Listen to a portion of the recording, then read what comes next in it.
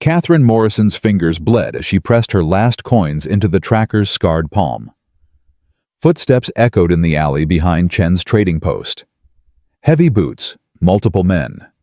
Her daughter Eliza's nails dug into her wrist, silent terror. The half-Choctaw scout called Nashoba stared at the pitiful money, then at Catherine's bare feet wrapped in rags, then at the 6-year-old clutching a headless doll. He was already turning away, already reaching for his saddle. Then Eliza whispered one word, "Please." And Nashoba's hand stopped. 1 second, one choice. Everything changed. Tell me in the comments where you're watching from. I want to see how far this desperate mother's story reaches. And subscribe because what Catherine's about to sacrifice will break your heart. Stay until the end. You need to see this. Silverton, Colorado Territory. August 1876.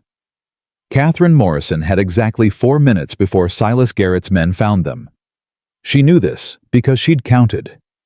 Counted the seconds it took Crawford Garrett's dog to search Chen's main shop. Counted the breaths it took her heart to slow from panic to something she could control.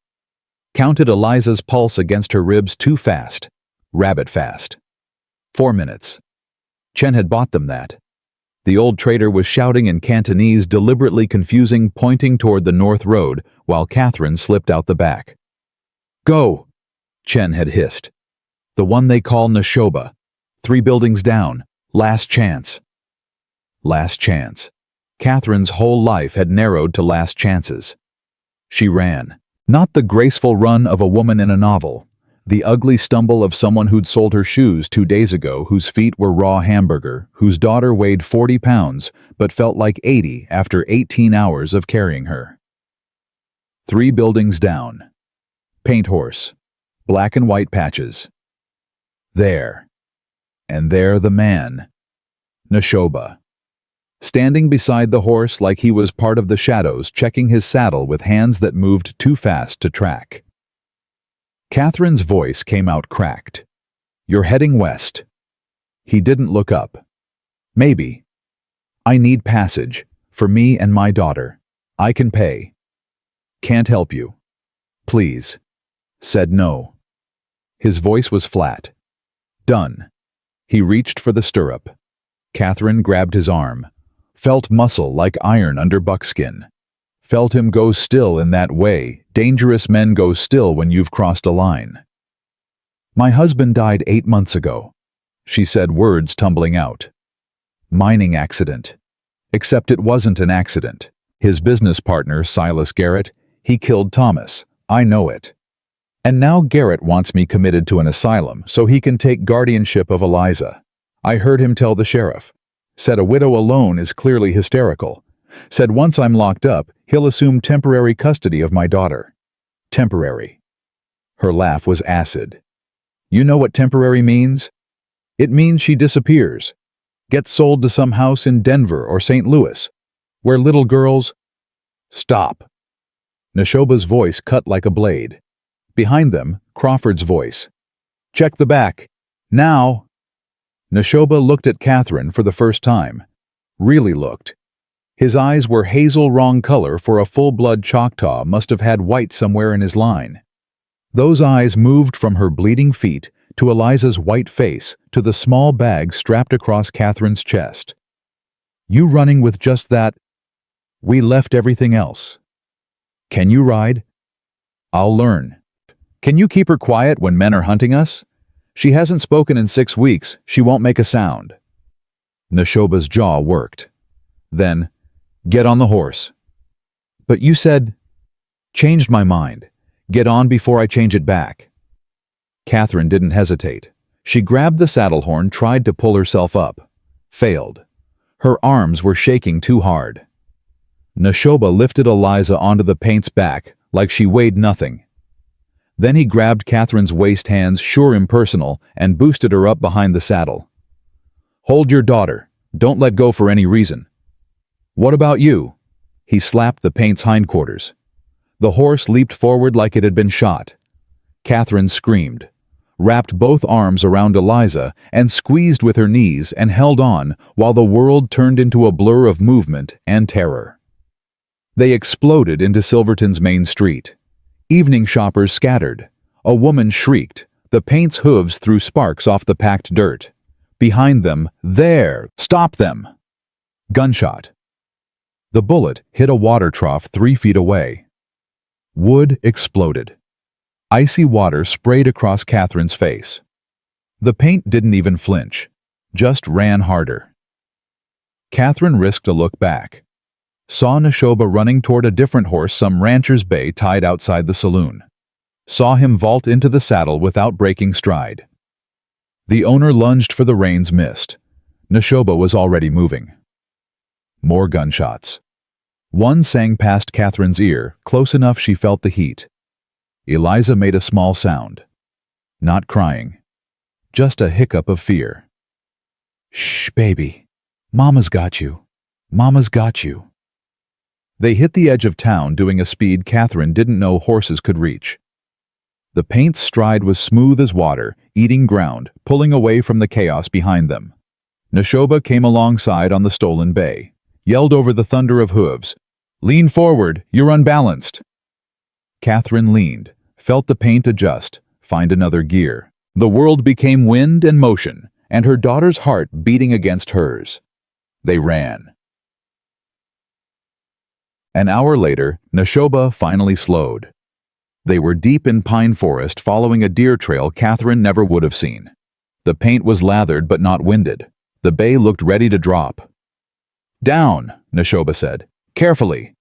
Catherine tried to dismount. Her legs had turned to rubber. She slid off the paint and straight down. Would have hit the ground if Nashoba hadn't caught her elbow. "Steady." "Thank you." Her voice shook. Everything shook. He lifted Eliza down. The girl immediately sat and pulled out her drawing paper, the one thing Catherine had let her keep. Some ritual that calmed her. Nashoba was already moving, checking the horses, listening to the forest. "Are they following?" Catherine asked. "Yes." "How long until they catch us?" "Depends how good their tracker is." He pulled the saddles off both horses quick and efficient. Could be dawn, could be noon tomorrow. And then it gets interesting. Catherine almost laughed. Interesting. As if interesting wasn't the word for everything that had happened since Thomas died. She watched Nashoba work. He moved like water, finding the path of least resistance. No wasted motion, no hesitation. War had taught him that. Or maybe survival. Same thing out here. "Why did you help us?" she asked. He didn't look up. "Still wondering that myself." "You could have ridden away." "Should have." "But you didn't." He was quiet for a long moment. Then, "Your daughter said please." "Been a long time since anybody said please to me. Usually it's, 'Get out, half-breed,' or 'We don't serve your kind,' or my personal favorite, 'The Indian can sleep in the stable.'" Catherine's throat tightened. "I'm sorry." "Don't be sorry. Just keep up." He finally looked at her. "They're going to come hard. Garrett's got money and men. We've got a lame horse and 40 miles to the nearest place we can hide. So I need to know, are you sure about this?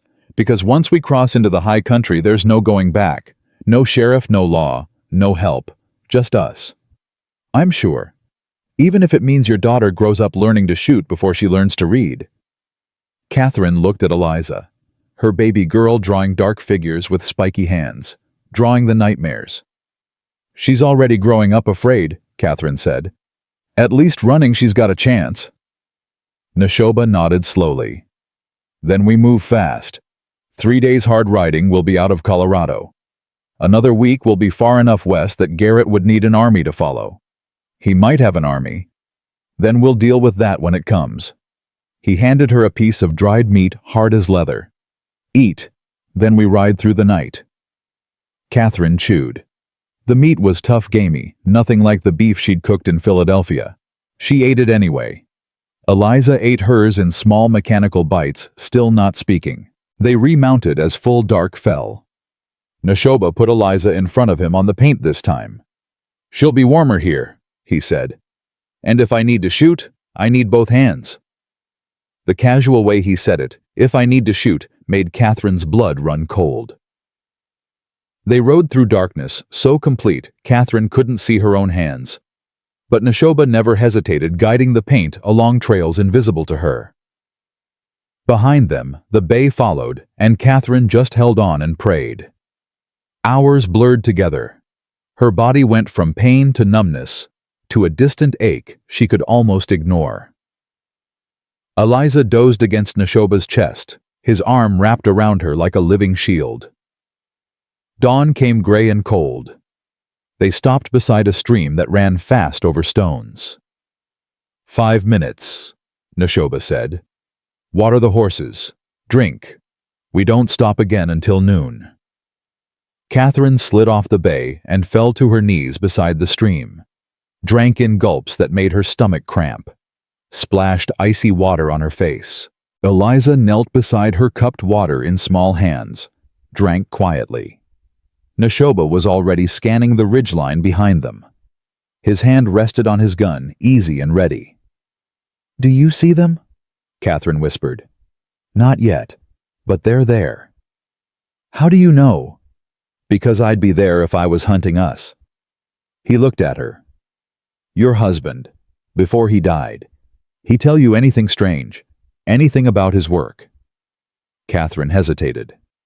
"He said he'd found something. Proof, he called it. Kept saying we'd be rich. We could leave Colorado, start fresh." "Proof of what?" "I don't know. He hid papers in our room.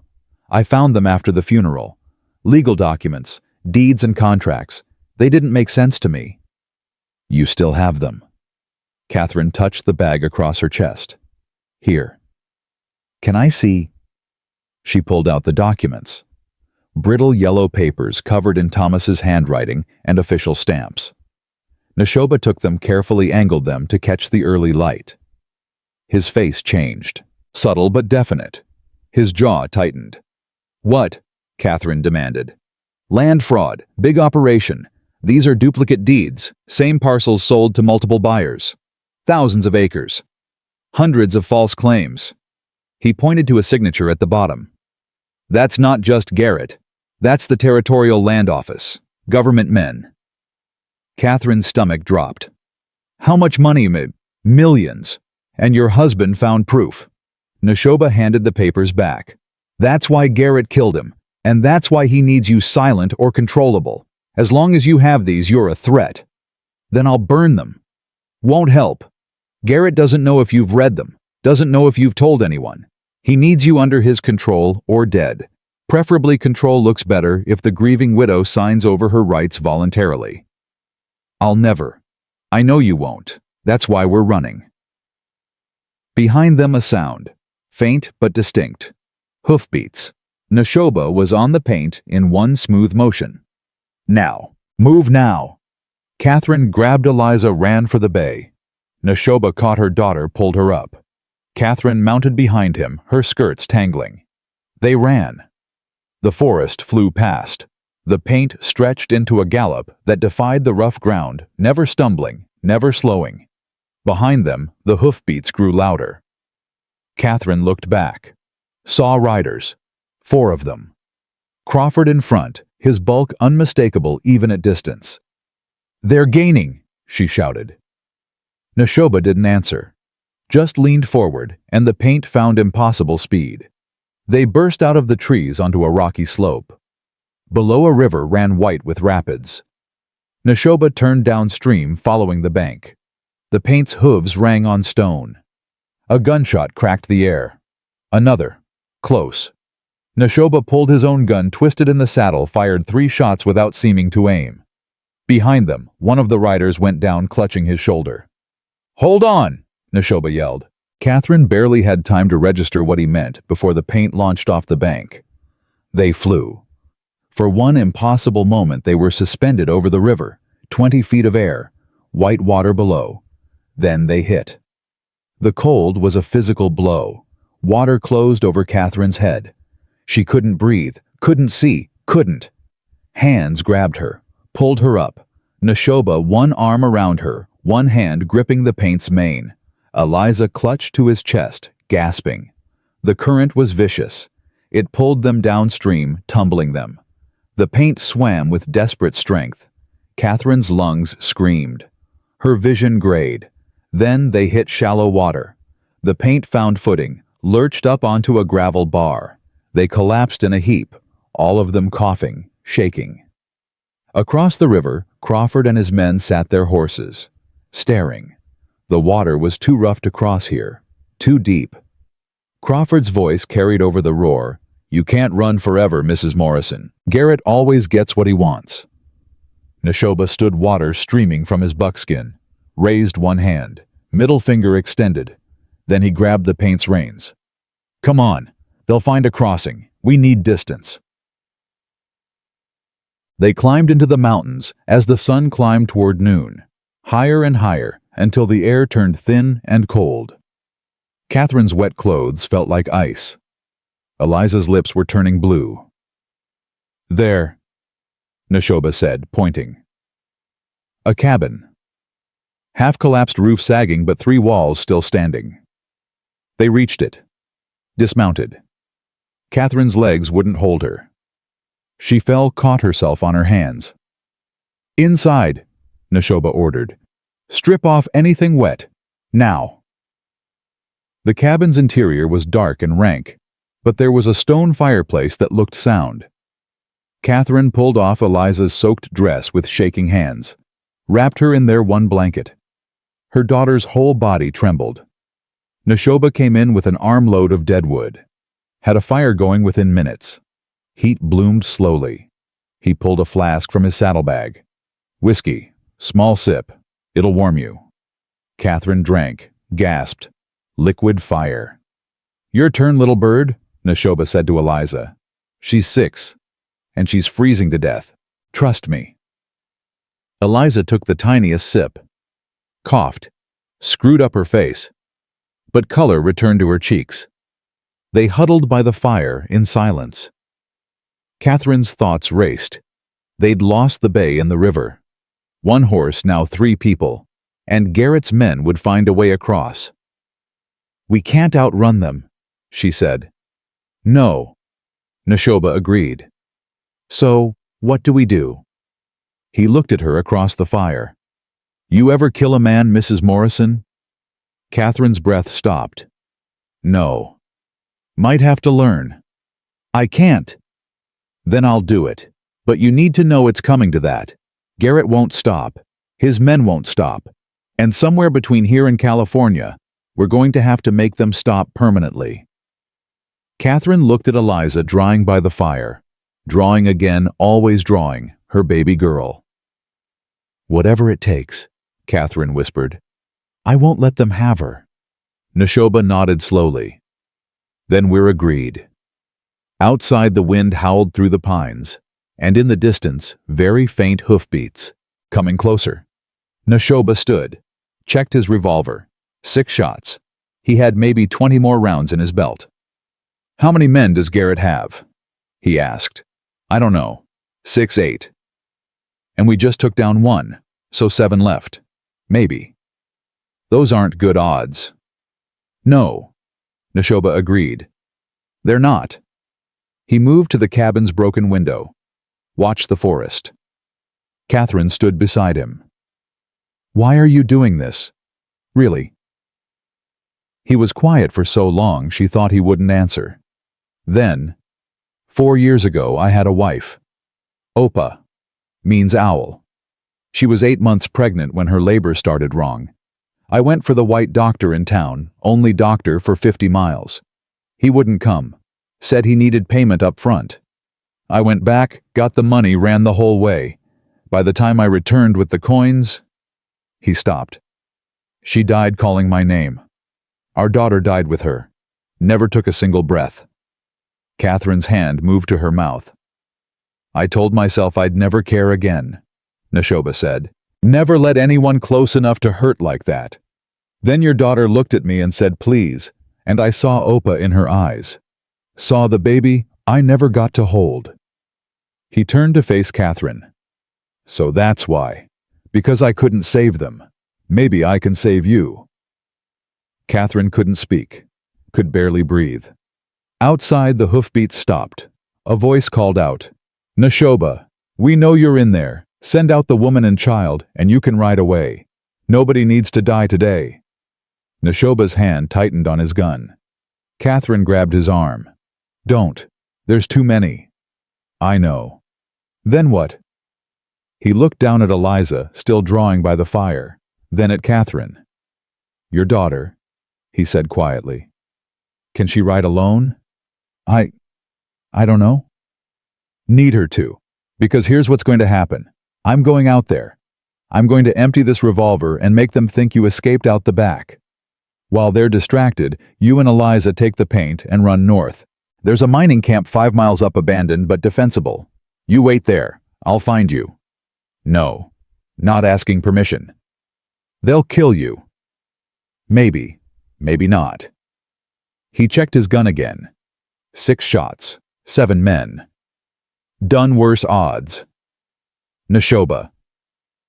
He grabbed her shoulders. "Listen to me. Your daughter needs you alive. She needs you safe. So you're going to get on that horse and ride. And you're not going to look back." "Understood." Catherine's eyes burned. "I can't leave you." "You have to." "Why?" "Because if they take you, everything I've done is for nothing." His hands gentled on her shoulders. "And because I made a promise to myself 4 years ago. I promised that if I ever got another chance to save someone, I wouldn't hesitate, wouldn't count the cost. So let me keep that promise." Outside, "Last chance half-breed. Send them out, or we come in shooting." Nashoba released Catherine, walked to the fire, knelt beside Eliza. "Little bird," he said gently, "can you ride the big paint horse by yourself?" Eliza looked up from her drawings, nodded. "Good girl. You're going to ride north with your mama. Fast as you can. Don't stop for anything. Can you be brave for me?" Eliza's hand shot out, grabbed his wrist. "You're coming too," she whispered. First words she'd spoken in 6 weeks. Nashoba's face spasmed. "I'll catch up. I promise." "You're lying." Eliza's grip tightened. "Adults always lie." "Not this time, little bird. I'm coming back." He stood, walked to the door, looked at Catherine one last time. Then he kicked the door open and walked into the light. Catherine grabbed Eliza, ran to the back of the cabin where the wall had partially collapsed. Outside, gunfire erupted. Nashoba's revolver measured shots. Return fire ragged and panicked. She boosted Eliza onto the paint, climbed up behind her. "Mama," Eliza whispered. "Papa Nashoba. He's coming back." Catherine lied. "He promised." She kicked the paint into motion. Behind them, the gunfire continued. 6 shots. 7. Then silence. Catherine didn't look back. Couldn't look back. Just held her daughter and rode north into the mountains, tears streaming down her face, praying to a God she'd stopped believing in 8 months ago. "Please, please let him be alive. Please." The paint ran until foam flew from its mouth. Catherine held Eliza so tight her arms cramped, but she couldn't loosen her grip.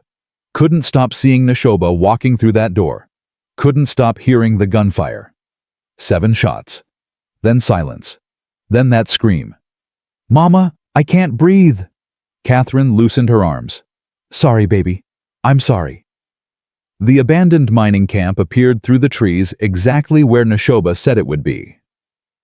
3 buildings' roofs, half-collapsed windows, like empty eye sockets. The paint stumbled up to the largest structure and stopped, sides heaving. Catherine slid down. Her legs gave out. She hit the ground hard, tasted blood where she'd bitten her tongue. "Mama!" Eliza scrambled down, small hands on Catherine's face. "Mama, get up!" Catherine forced herself to her knees, then her feet. The world tilted and grayed, but she stayed upright. "Inside," she managed. "We need to get inside." The building had been a bunkhouse once. Rusted bed frames lined the walls. The floor was thick with dust and animal droppings, but it had 4 walls and a door that still latched. Catherine pulled Eliza inside and barred the door with a length of timber. Then she collapsed against the wall and let herself shake. "Is Papa Nashoba dead?" Eliza asked. The question hit like a fist. Catherine looked at her daughter, 6 years old, already too familiar with death and loss, and the casual cruelty of the world. "I don't know, baby. The bad men shot him. Maybe he got away." "You don't believe that?" No. Catherine didn't believe it. 7 men with guns. 1 man with a revolver. The math was simple and brutal. "He said he'd come back," Catherine whispered. "He promised." Adults lie when they're trying to protect you. Eliza sat down, pulled out her drawing paper, started sketching with quick, angry strokes. "Thomas lied. Said he'd come home. Didn't." Catherine's throat closed. Thomas, her husband.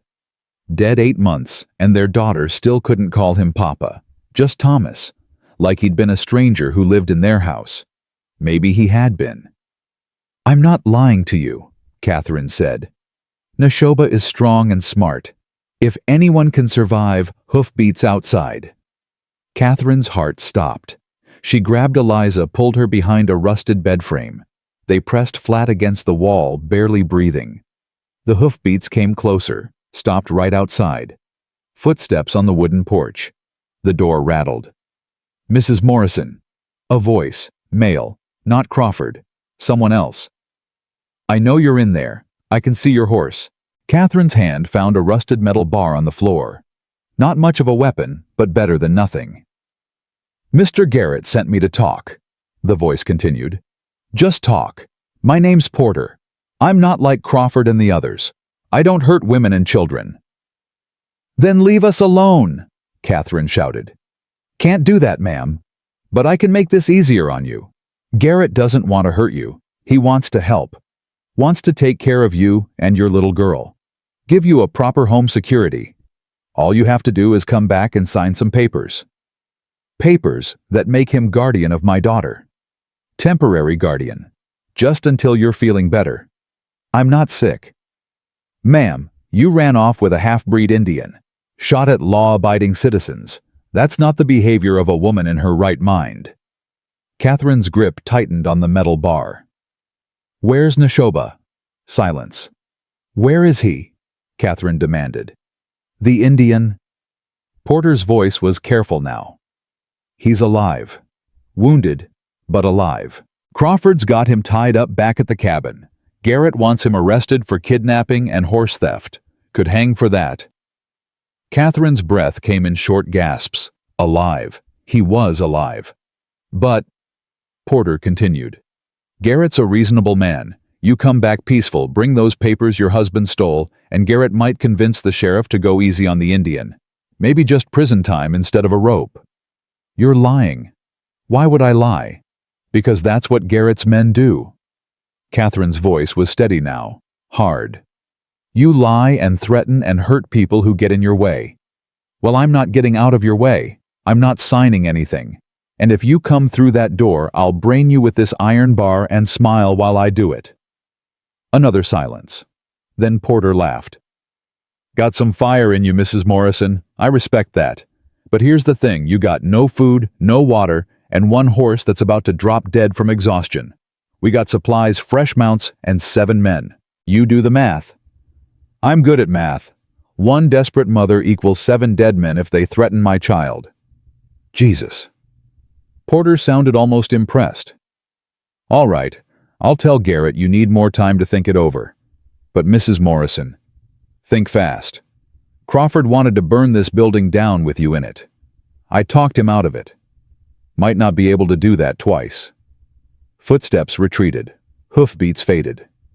Catherine stayed frozen against the wall, counting her heartbeats. 50, 100, 200.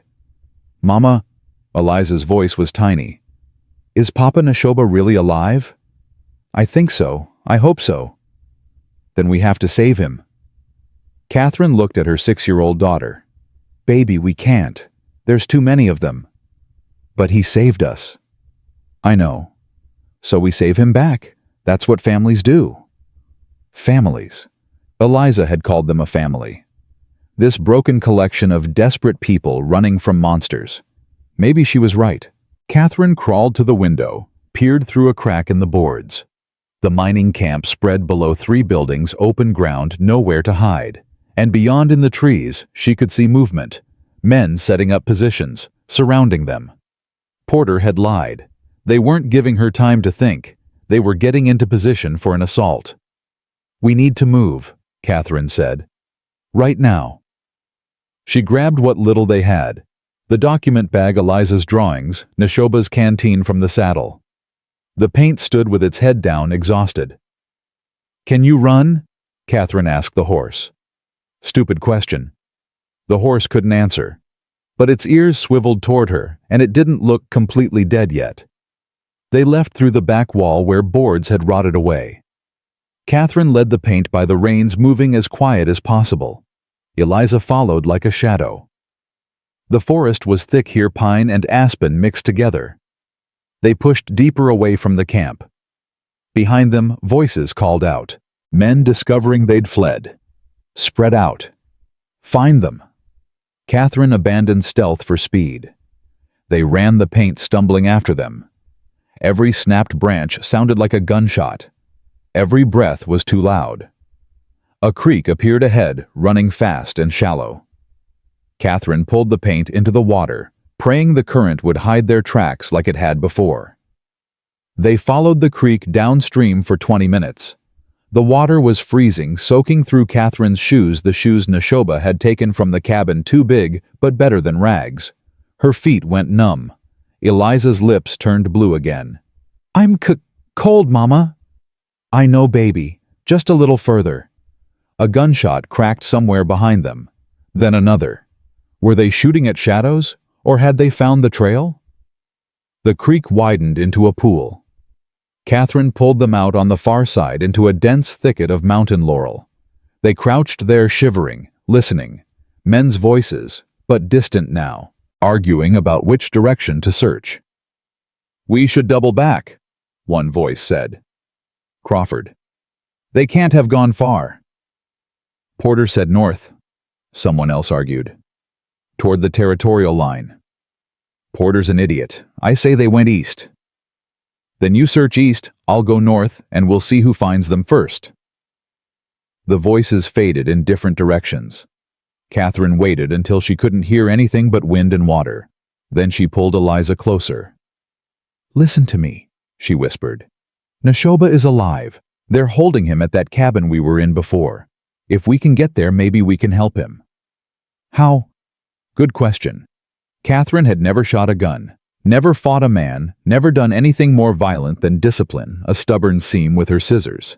But she'd also never been a widow alone with her daughter being hunted by killers.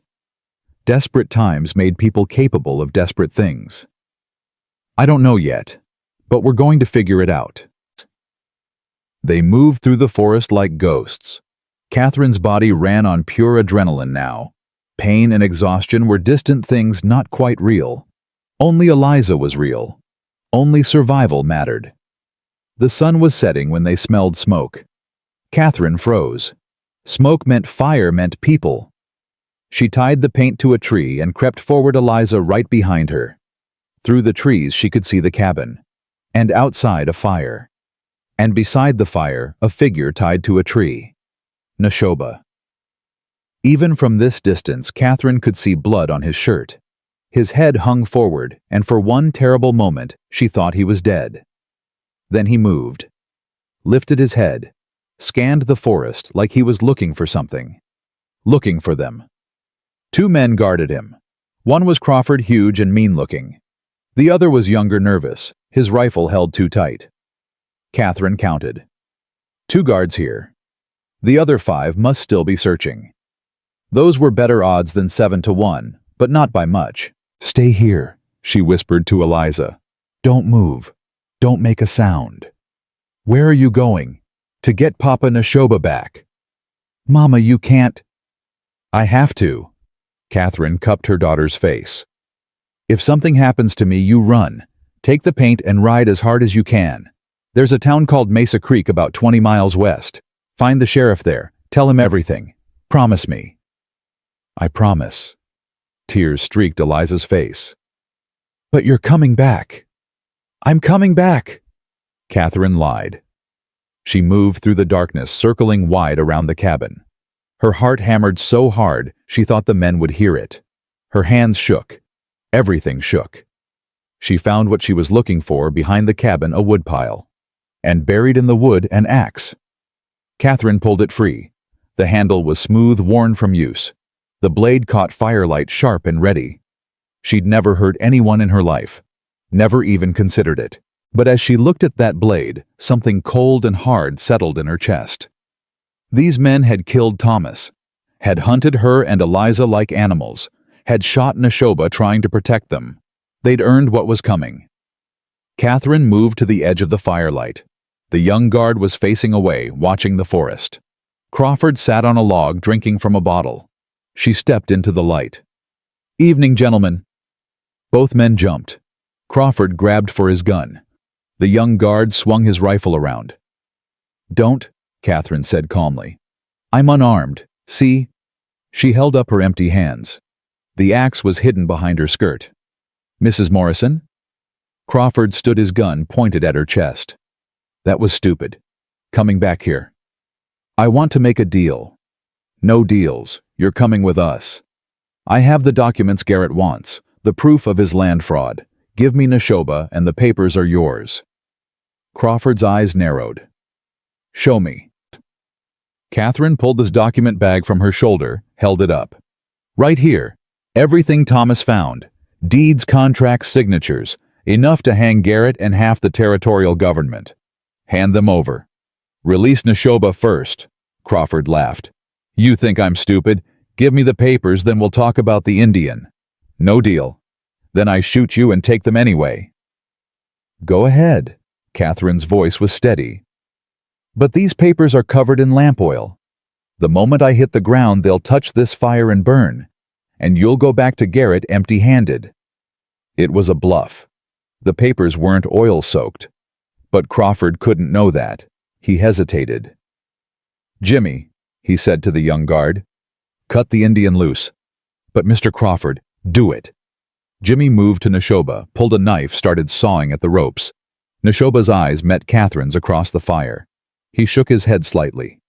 "Don't do this." She ignored him. The ropes fell away. Nashoba slumped forward, caught himself on his hands. Blood dripped from his wounds. "Now the papers," Crawford demanded. Catherine took a step forward, extended the bag. Crawford reached for it. Catherine dropped the bag and swung the axe. She'd been aiming for Crawford's gun hand. Missed. The blade bit into his forearm instead, and he screamed. The gun fell from nerveless fingers. Jimmy was already swinging his rifle around when Nashoba moved. Even wounded, even barely able to stand, he was faster. He grabbed the rifle barrel, yanked it aside. The gun discharged into the dirt. Nashoba drove his fist into Jimmy's throat. The young man went down choking. Crawford lunged at Catherine with his good hand. She swung the axe again, wild and desperate. He dodged, grabbed her wrist. They went down in a tangle. "You bitch!" Crawford's face was inches from hers, twisted with rage and pain. "I'm gonna kill you slow!" His hand closed around her throat. Squeezed. Catherine couldn't breathe, couldn't scream. Black spots danced in her vision. Then Crawford's grip loosened. His eyes went wide. He looked down. Nashoba's knife was buried in Crawford's side right between the ribs. Nashoba twisted the blade. Crawford made a wet sound and fell sideways. Catherine gasped, sucking in air. Nashoba pulled her to her feet. "You fool," he said. His voice was rough. "You beautiful, brave fool." "You're welcome," Catherine managed. Nashoba was already moving, checking Crawford's body, taking his guns and ammunition. Jimmy was still on the ground, hands at his throat, gasping like a fish.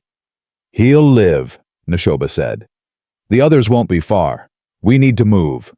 "Eliza!" Catherine ran toward the trees where she'd left her daughter. "Eliza!" "Here, Mama." The girl emerged from the shadows, eyes wide. When she saw Nashoba, her face lit up. "Papa, Nashoba, you're alive." "Hard to kill, little bird." He dropped to one knee, grimacing at the pain. "But your mama almost got herself killed saving me. We need to have a talk about that later." "Later sounds good," Catherine said. "Right now, hoofbeats.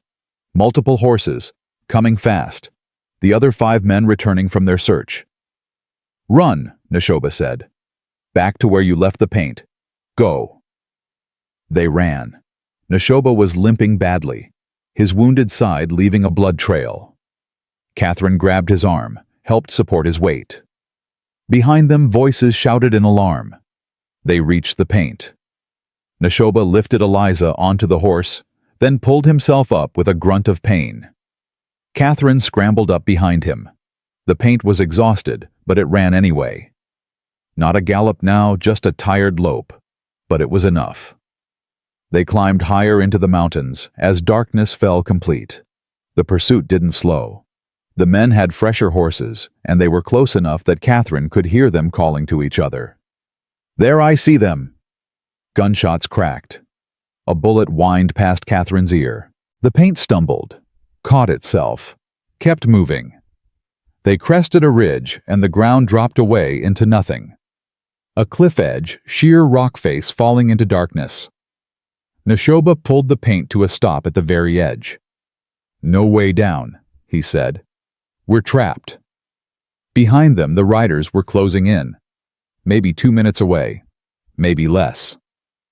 Catherine looked at the cliff, at the darkness below, at her daughter's face, trusting and frightened all at once. "How far down?" she asked. "Can't tell. Could be 20 feet. Could be 200. "Can the paint make it?" "Only one way to find out." Nashoba looked at her. "You trust me." "With my life." Wrong answer. Question is, do you trust me with hers? He nodded at Eliza. Catherine looked at her daughter, then at Nashoba's hazel eyes steady despite the pain and exhaustion. "Yes," she said. "I trust you with everything."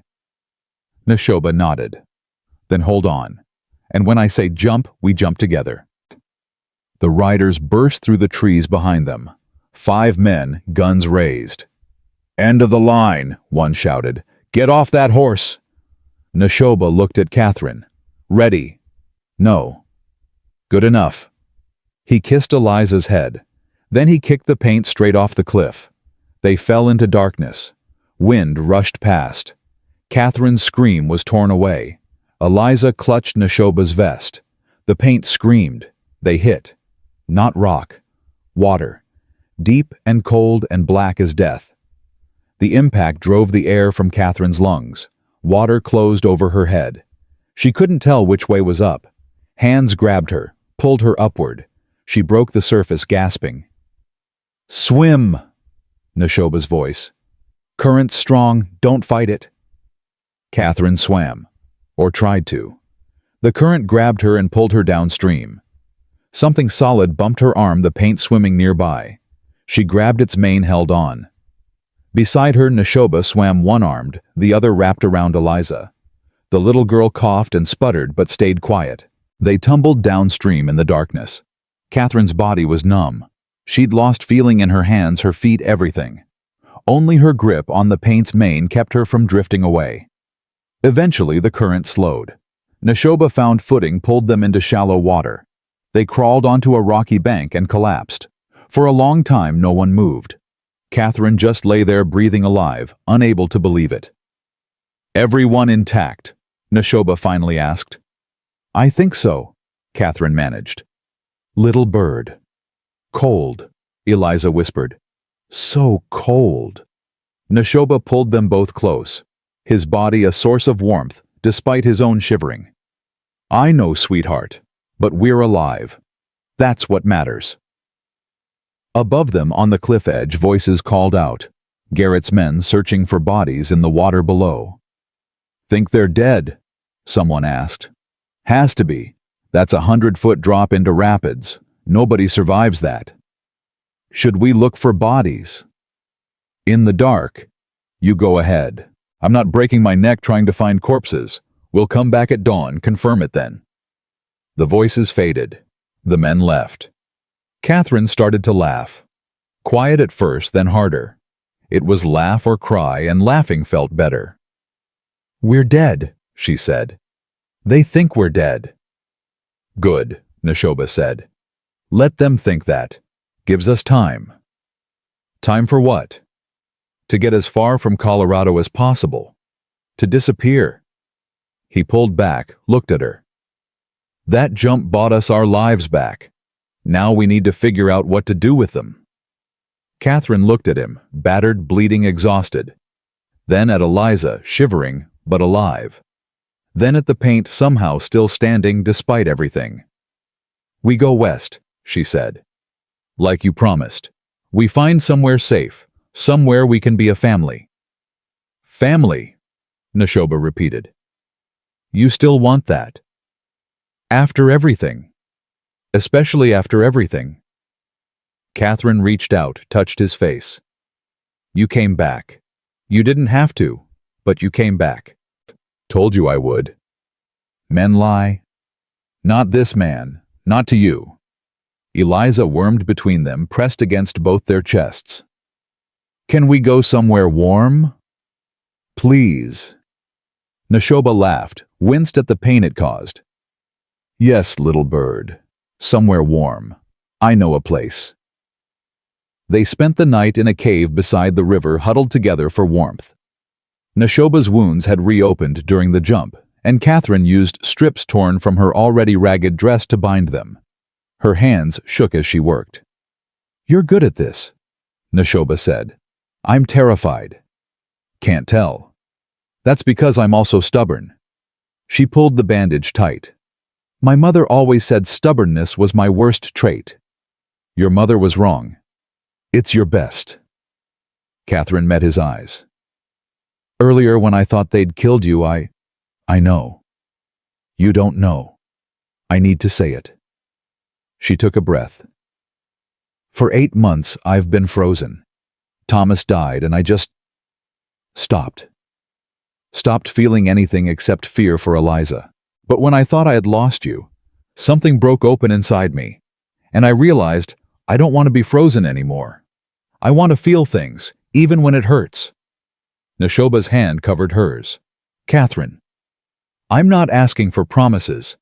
I know we're just trying to survive, but I need you to know, you matter to me, not just because you saved us, because of who you are."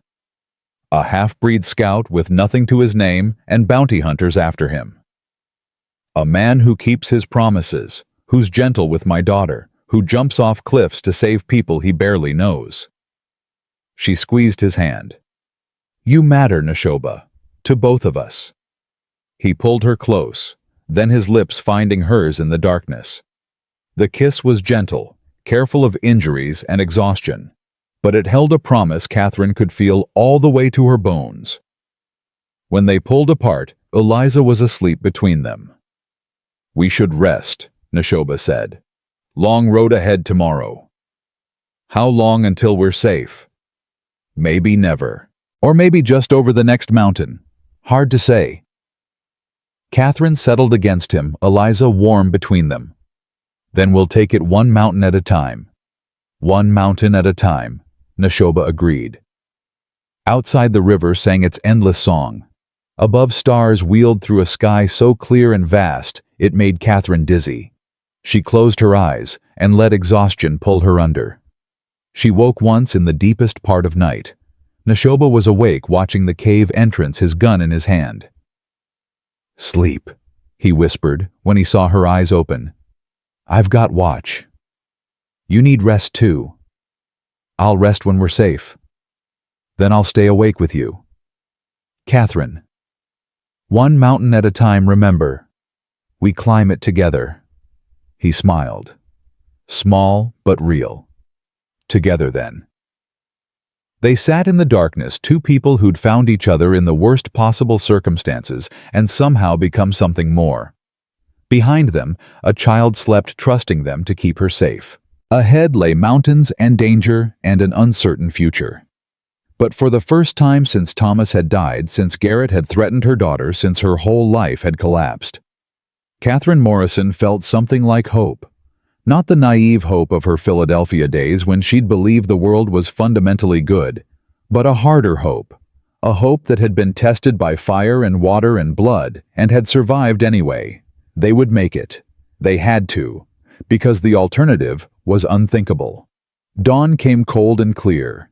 They emerged from the cave to find themselves in a narrow canyon walls, rising steep on either side. The river they'd tumbled down the night before was calmer here, running smooth over stones. The paint grazed on sparse grass, looking somewhat recovered. The horse was a miracle. Catherine had no idea how it had survived the jump, the swim, everything. But she was grateful beyond words. They had no food, except what Nashoba had taken from Crawford's body, dried meat and hard biscuit. They ate sparingly, saving most for Eliza. "Which way?" Catherine asked. Nashoba studied the canyon walls, the position of the sun. "West and south. There's a pass through the mountains about 2 days from here. After that, it's easier country. We can move faster." "And Garrett's men?" "They think we're dead. With luck, they've already headed back to report. But we stay cautious anyway." They mounted the paint, all three of them, the horse carrying more weight than it should, but managing somehow. They moved downstream, following the canyon as it twisted and turned. Around midday, they heard it. A sound that didn't belong to the wilderness. Metal on rock, picks striking stone. Nashoba held up a hand. They stopped. "Miners," he whispered, "working a claim." "Is that good or bad?" "Depends on the miners." They approached carefully. Around a bend in the canyon, they found them 3 men working a sluice box, panning for gold. They looked up as the paint approached. "Well, hell," one said. He was older, gray-bearded, squinting in the sun. "Didn't expect company out here." "Just passing through," Nashoba said. His hand rested on his gun, casual but ready. The old miner looked at them, the Indian, the bedraggled white woman, the child. His eyes were sharp despite his age. "Passing through or running from something? Does it matter? Might." The old man spat tobacco juice. "Depends on what you're running from. Law or something else." Catherine spoke up. "Men who killed my husband and are trying to steal my daughter." The miners exchanged glances. One of the younger ones said, "That ain't right." "No, it ain't," the old man agreed. He looked at Nashoba. "You Choctaw?" "Yes." "Thought so. Knew some Choctaw scouts during the war. Good men." He wiped his hands on his pants. "Name's Hoskins. These are my partners, Joe and Samuel. We're working a played-out claim, barely finding enough color to eat on. But we got food and we got shelter. You're welcome to share it if you need." Nashoba's eyes narrowed. "Why would you help us?" "Because 30 years ago I was running from something too, and a stranger helped me when they didn't have to. Figure I'll pay it forward." Hoskins smiled, showing missing teeth. "Also, you look like hell, friend. That blood on your shirt's fresh. The lady's got no shoes worth mentioning. And the little one's shaking even though it ain't that cold. You need help whether you'll admit it or not." Catherine's eyes burned. Kindness from strangers felt like a shock after days of being hunted. "We can't pay," she said. "Didn't ask you to." Hoskins gestured to their camp, a lean-to shelter, and a fire pit. "Come on. Joe makes a decent stew, and we got coffee that'll strip paint, but it's hot." They followed. Catherine kept waiting for the trap, the betrayal. But it didn't come. The miners were exactly what they seemed, rough men making a hard living in harder country, willing to share what little they had. Joe's stew was rabbit and wild onions, thin but hot. The coffee was as advertised, strong enough to make Catherine's eyes water. But it was the first real meal they'd had in days. Eliza ate slowly, watching the men with careful eyes. But when Joe showed her how to pan for gold in a bucket of river water, she smiled. Actually smiled. Catherine couldn't remember the last time she'd seen that. While Eliza was distracted, Hoskins pulled Nashoba aside. Catherine followed. "Let me see that wound." Hoskins said. Nashoba hesitated, then pulled off his shirt. The bandages Catherine had made were soaked through with blood. The wound beneath was ugly. A bullet had gouged a furrow across his ribs. Hoskins whistled. That needs proper doctoring. Can't risk a doctor. They might talk. Don't need a sawbones, I can stitch it. Done it before. Hoskins pulled out a small kit. This is gonna hurt like hell, though. Everything hurts. This won't be worse.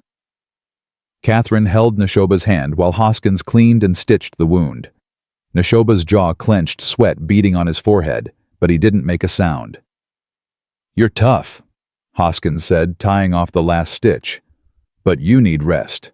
That wound gets infected, you'll die. Simple as that. We can't stay, Nashoba said. The men hunting us. Think you're dead, you said. So rest one day. Let that wound close. Let the lady and the child sleep somewhere safe. Hoskins looked at Catherine.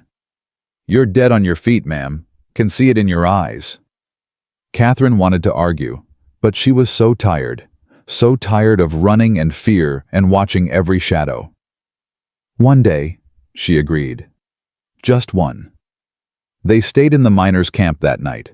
Samuel gave up his bedroll for them, said he'd sleep by the fire. Eliza curled up between Catherine and Nashoba and was asleep within minutes. Thank you, Catherine whispered to the darkness. For everything. For coming back for me. For keeping Eliza safe. For being what? Being someone I can trust when I thought I'd never trust anyone again. Nashoba's arm came around her. Get some sleep, Catherine. Tomorrow's another mountain. Together, she whispered. Together. Catherine closed her eyes. For the first time in longer than she could remember, she felt safe. It wouldn't last. She knew that. In the morning, they'd have to keep running. But for this one night, surrounded by unlikely friends and held by a man who'd proven himself over and over, Catherine let herself believe that maybe, just maybe, they'd survive this after all. The mountain ahead might be steep, but they'd climb it together, and that made all the difference. Catherine woke to voices arguing outside the lean-to. She sat up fast, reaching for Eliza, but the girl was already awake, eyes wide in the pre-dawn gray. Stay here, Catherine whispered. She crawled to the opening.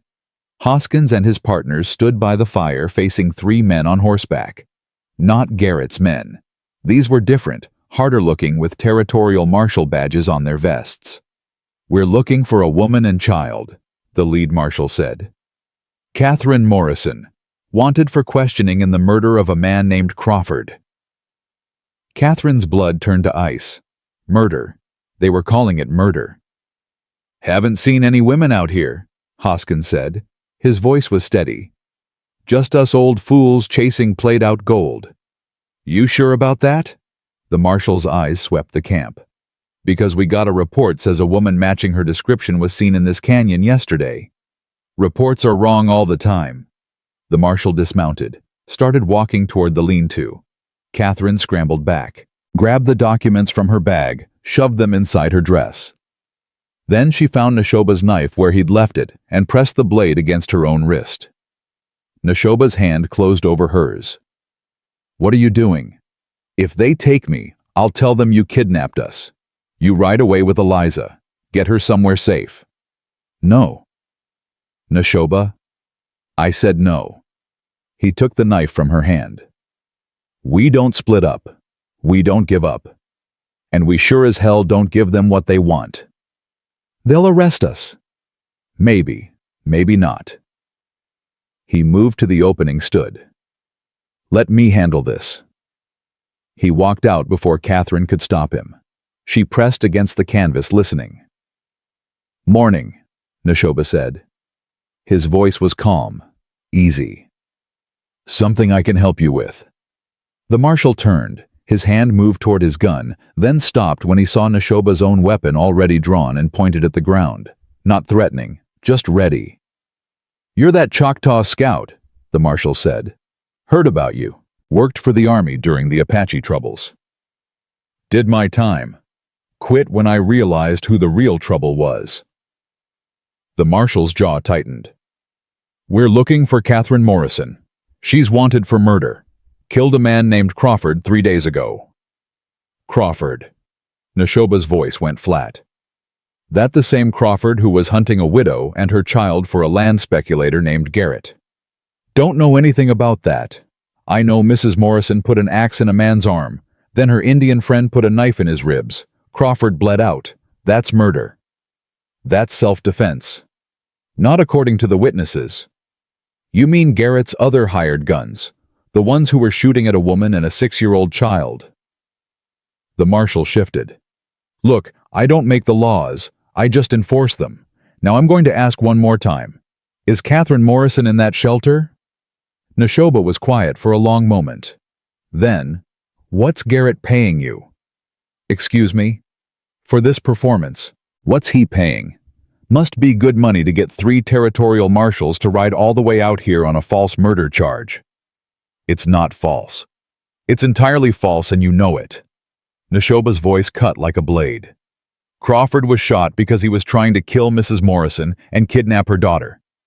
Garrett wants her dead or controlled because she has proof of his land fraud operation. Fraud involving territorial officials, maybe even involving you." The marshal's face went red. "You're awful mouthy for a man outnumbered 3-1. 4-3. Hoskins stepped forward, rifle in his hands. Joe and Samuel moved with him, also armed. "And before you get ideas, Marshal, we all saw what happened in this canyon. Saw a woman running for her life from killers. Saw her defend herself when those killers caught up. That ain't murder. That's survival. You're interfering with the law." "I'm interfering with corruption," Hoskins said. "There's a difference." The standoff stretched. Nobody moved. Catherine held her breath. Then the marshal spat in the dirt. "This isn't over. Garrett wants her found, and he's got the money and connections to make it happen. You're just delaying the inevitable." "Maybe," Nashoba said. "But maybe Garrett should ask himself if it's worth dying over, because that's where this ends if he keeps pushing, him in the ground." "That a threat?" "That's a promise." The marshals remounted. The leader looked at Nashoba one last time. "You're making a mistake, Scout. Garrett always wins. Always." "Then I guess it's time someone taught him how to lose." The marshals rode away. Catherine sagged against the canvas, shaking. Eliza's small hand found hers. "Mama, are the bad men coming back?" "I don't know, baby." Nashoba ducked back into the shelter. "We leave now, right now." "Where?" Catherine asked. "If Garrett's got marshals looking for us, where can we possibly go?" "Somewhere marshals don't matter. Somewhere the law doesn't reach." He pulled on his shirt, grimacing at the fresh stitches. "Hoskins, how far to the Ute territories?" 2 days hard ride. Maybe less if you don't stop." Hoskins handed Nashoba a leather pouch. "Supplies. Not much, but it'll get you there." "We can't take your food." "You can, and you will. Now go before those marshals decide to come back with more men." Catherine grabbed Eliza, stuffed their few possessions into the bag. Her hands wouldn't stop shaking. Outside, Nashoba was already saddling the paint. The horse looked rested, stronger than yesterday, still too thin, but alive. "Thank you," Catherine said to Hoskins. "For everything. For believing us." "Don't thank me yet. Thank me if you make it out alive." The old miner pressed something into her hand, a small leather pouch, heavy. "Gold dust. Not much, but enough to buy passage or supplies if you need it." "We can't." "You can. And you will. Because that little girl deserves a chance." He looked at Eliza. "You be good for your mama here, and you take care of that Indian of yours. He's one of the good ones." Eliza nodded solemnly. They mounted Catherine and Eliza together this time, Nashoba wincing as he pulled himself up. His stitches were weeping blood already, the wound opened from too much movement too soon. "You need to rest," Catherine said. "I'll rest when we're not being hunted." He kicked the paint into motion. They rode hard through the morning. The canyon opened into foothills, then into higher mountains. The air grew thin and cold. Catherine's chest burned with every breath. Around midday, Eliza started coughing. Small at first, then harder.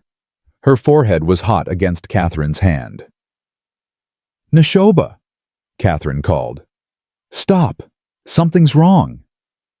They pulled up. Catherine slid down with Eliza in her arms. The girl was flushed eyes too bright. "Fever," Catherine said, her voice cracked. "She's got fever." Nashoba dismounted, touched Eliza's forehead. Probably from the cold water, being wet for so long. He looked around. "There's a trading post about 5 miles from here, run by a Mexican family. They might have medicine." "Will they turn us in?" "The Cortez family doesn't ask questions. They just trade." He lifted Eliza back onto the horse. "Come on, fast as we can." The trading post appeared like a mirage through the trees. A low adobe building with a corral beside it. Smoke rose from the chimney. An older woman emerged as they approached. Her face was lined, her hair gray, but her eyes were sharp. "Senora Cortez," Nashoba said. "We need help. The child is sick." The woman looked at Eliza, then at Catherine's desperate face. She made a decision. "Inside, quickly." The trading post was dim and cluttered, smelling of leather and tobacco and dried herbs. Senora Cortez led them to a back room, gestured for Catherine to lay Eliza on a pallet. "How long has she been sick?" she asked in accented English. "Since this morning. We were in cold water last night, jumped off a cliff into a river."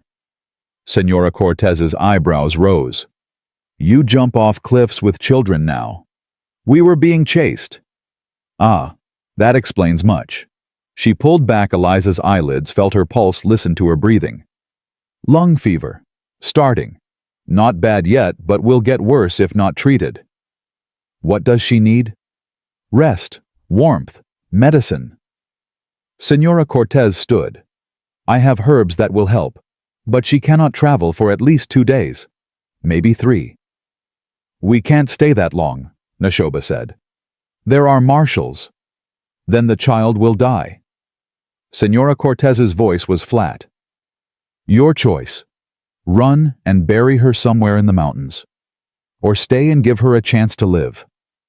Catherine looked at Eliza's flushed face, at the way her chest hitched with each breath. 2 days felt like an eternity, with Garrett's men hunting them. But what choice did they have? "We stay," she said. Nashoba nodded. "Then we stay." Senora Cortez prepared a tea from dried leaves and bark. She coaxed Eliza to drink it small sips at a time. Then she covered the girl with heavy blankets and built up the fire. "She will sleep now. The fever may get worse before it gets better. You must keep her warm and make her drink water every hour. Understand?" "Yes," Catherine said. "Thank you. How much do we owe you?" "We discuss payment later. First, we keep the child alive." Senora Cortez looked at Nashoba. "You are wounded. Let me see." "I'm fine." "You are bleeding through your shirt. You are not fine." Nashoba sighed but pulled off his shirt. The stitches Hoskins had put in were already torn, the wound angry and red. "Fool man," Senora Cortez muttered. "You tear these stitches, you die. Simple." She cleaned and restitched the wound with quick, sure movements. Nashoba's jaw clenched, but he didn't make a sound. When she finished, she looked at Catherine. "You are her mother." "Yes." "And he saved us, is saving us." Senora Cortez's eyes moved between them. "I see. And the men who hunt you, they are bad men. The worst kind." "Then you stay here. Hide. My husband and I, we see nothing, hear nothing. 2 days, then you go." "Agreed." "Why are you helping us?" Catherine asked. "Because 30 years ago, I was running too. From a man who thought he owned me because he paid my father 20 pesos. Someone helped me then. I help you now." She stood. "Rest. Both of you. You look like death." She left them alone. Catherine sank down beside Eliza, held her daughter's hot hand. What if the marshals come here? She whispered. Then we fight. Nashoba checked his gun. But Senora Cortez is right. We needed to stop. Another day running, and we'd all three be dead. I'm scared. Good. Fear keeps you alive. He sat down beside her. But so does rest. Sleep, Catherine. I'll watch over you both. You need sleep too. I'll sleep when we're safe, I know. Catherine leaned against his shoulder. But you're no good to us dead from exhaustion. So we'll take turns. 2 hours each. Deal. Nashoba was quiet, then nodded. Deal. Catherine closed her eyes. Eliza's breathing was raspy beside her. Outside, the wind picked up, whistling through the eaves. And somewhere out there, men with badges and guns were looking for them. But for now, for this moment, they were hidden. They were together. And that would have to be enough. She woke to darkness and the sound of horses outside. Her heart jumped into her throat. Beside her, Nashoba was already on his feet, gun drawn. Stay here, he whispered. Keep Eliza quiet. He moved to the door. Catherine pulled Eliza close, pressed her hand gently over the girl's mouth. Eliza's eyes opened, confused and frightened. Voices outside, male, rough. Said they came this way. Woman-child and a half-breed. You sure this is the place? Only trading post for 50 miles. They're here. Catherine's breath came in short gasps. She looked around for a weapon. Found nothing but Nashoba's knife where he'd left it. The door started to open. Nashoba raised his gun. Then Senora Cortez's voice. What do you want? Looking for some fugitives. You seen them? I see many people. Which fugitives? Don't play games, old woman. The marshals told us you might be hiding them. The marshals told you wrong. Now get off my property before my husband comes out with his rifle. Your husband's an old man. We're not scared of... A gunshot cracked. Not from inside. From somewhere outside. That was a warning. A man's voice. Senor Cortez? Catherine guessed. Next one goes through someone's chest. Now right away. Silence. Then hoofbeats, fading. Catherine sagged against the wall. Eliza trembled in her arms. Senora Cortez opened the door. They are gone, for now. But they will come back. You must leave tomorrow night. Cannot wait 2 days. But Eliza, I will give you medicine to take with you. Instructions. The fever is not as bad as I feared. She will survive the travel if you keep her warm and make her drink. Where do we go? Catherine asked. If the marshals are at every town, every post. You go to the Ute territories. There is a place, a valley. They call it Valle de Refugio, Valley of Refuge. People who do not fit anywhere else, they go there. Mixed families, outcasts, people running from the past. She looked at Nashoba. You will be accepted there. All of you. How far? Nashoba asked. 3 days hard ride, maybe 4 with the child sick. But once you cross into Ute lands, the marshals will not follow. They have no authority there. And the Utes? Catherine asked. Will they welcome us? That depends on him. Senora Cortez nodded at Nashoba. You speak any Ute? Some. Enough. Then you have a chance. Small, but a chance. They left the next night as planned. Eliza was still feverish but able to sit upright in the saddle. Senora Cortez had loaded them with supplies, dried meat, cornmeal, the precious medicine for Eliza, even a blanket and a water skin. How do we repay you? Catherine asked. You survive. That is payment enough. The old woman pressed a folded paper into Catherine's hand. This is a map. Follow it. Do not deviate. And when you reach the valley, tell them Elena Cortez sent you. They will remember. Thank you, Catherine whispered. For everything. Go now, before my conscience catches up with my common sense. They rode into darkness. The paint was fresher after 2 days of rest, moving with renewed strength. Catherine held Eliza in front of her, wrapped in the blanket, dosing her with medicine every few hours. The fever broke on the second day. Eliza woke clear-eyed and asking for food. Catherine nearly wept with relief. "Hungry, Mama?" "I know, baby. We'll stop soon and eat." They stopped beside a stream. Catherine mixed cornmeal with water, cooked it into a thick mush over a small fire. It was bland and gritty, but Eliza ate without complaint. Nashoba was checking his wound when Catherine heard it. A sound that didn't belong to the wilderness. Crying. A child crying. "Do you hear that?" she asked.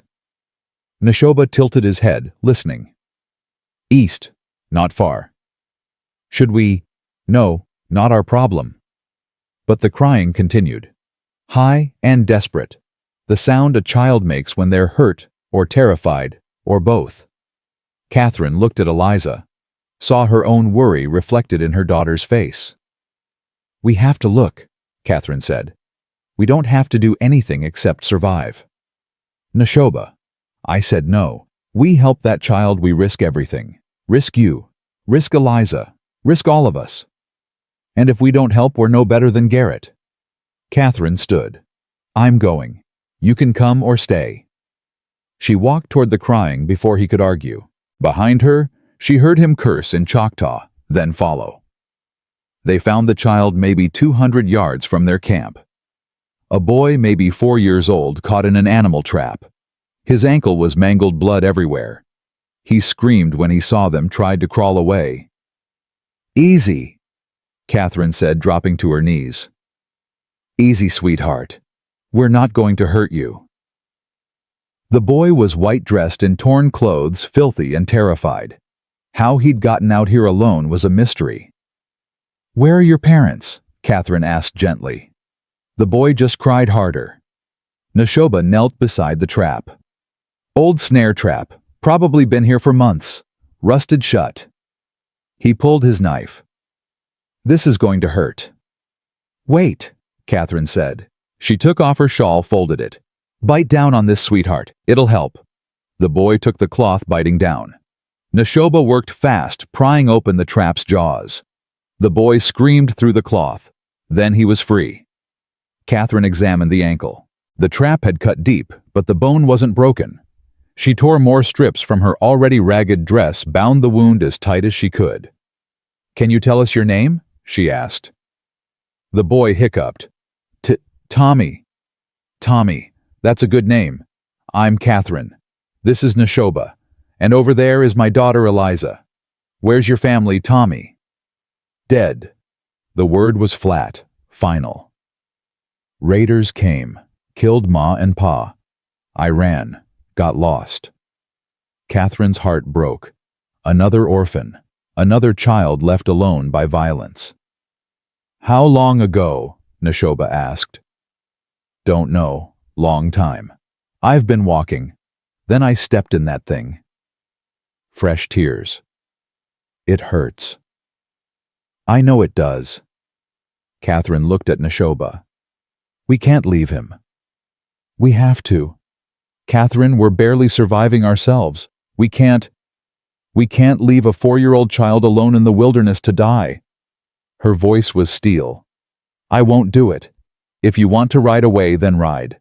But I'm taking him with us." Nashoba looked at the sky like he was praying for patience. "You're going to get us all killed." "Maybe, but I'll be able to live with myself." He was quiet for a long moment. Then he lifted Tommy, cradled the boy against his chest. "You're impossible, you know that. I've been told." They returned to camp, 4 of them now on one exhausted horse. Nashoba looked at the paint, at the children, at Catherine. "This is insane," he said. "Probably. The horse can't carry all of us. Not far. Then we walk when we have to.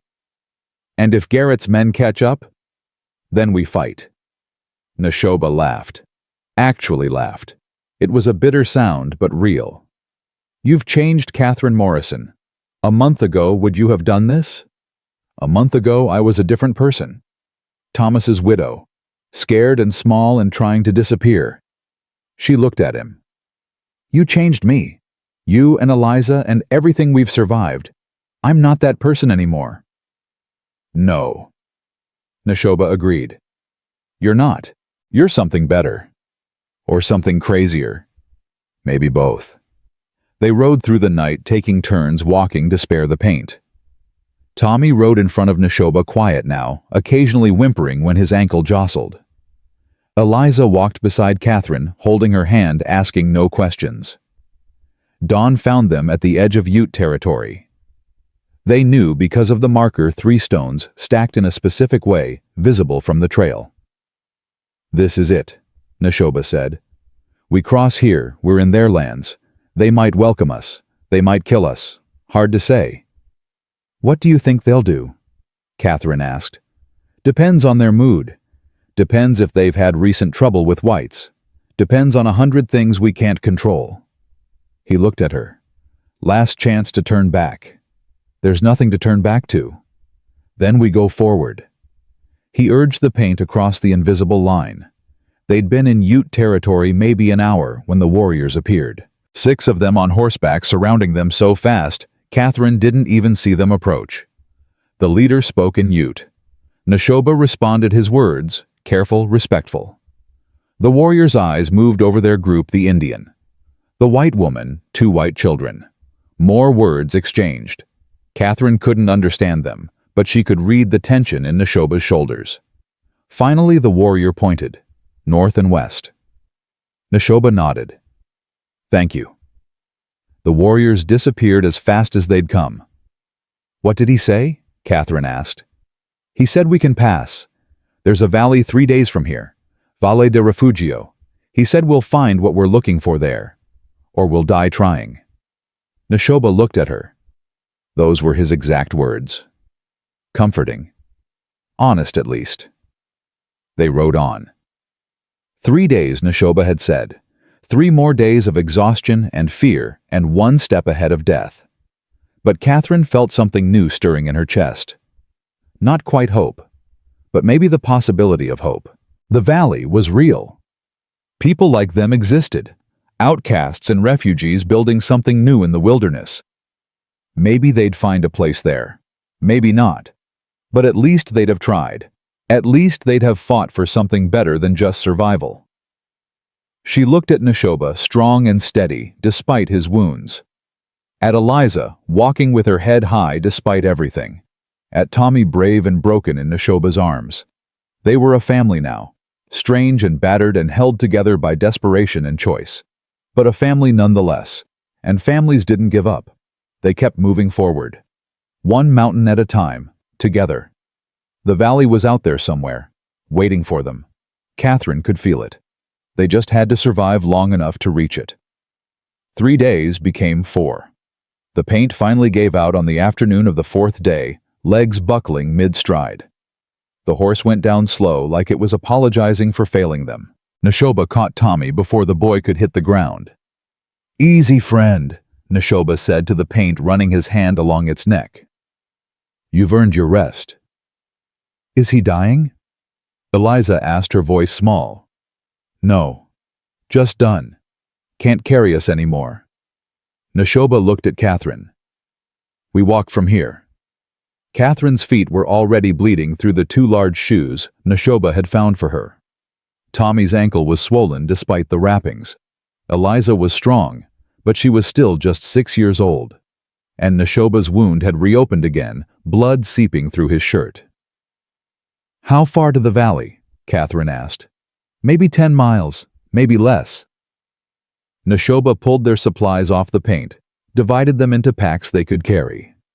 We walk until dark, rest 4 hours, walk again before dawn. We can make it. And if we can't, then we die trying.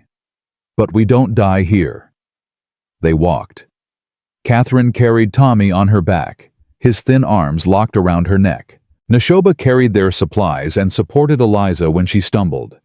They moved like wounded animals, slow and determined, leaving a trail any child could follow. The sun was setting when they heard horses behind them, not close but getting closer. Catherine's heart lurched. How many? She asked.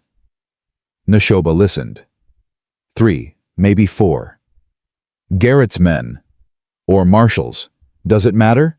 No, it didn't matter. Either way they were being hunted. Either way they had to move. There.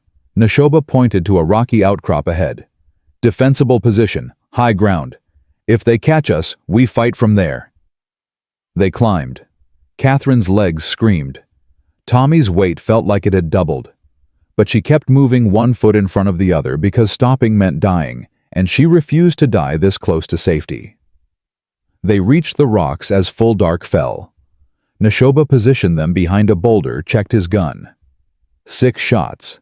He had maybe 10 more rounds in his belt, against 4 riders with rifles. "Catherine," he said quietly, "if this goes bad, take the children and run. Don't look back. Don't stop. I'm not leaving you. You have to. For them." He looked at Eliza and Tommy. "Promise me." Catherine's throat closed. "I promise." The riders appeared through the trees, 4 of them silhouetted against the last light. They stopped at the base of the outcrop, looking up.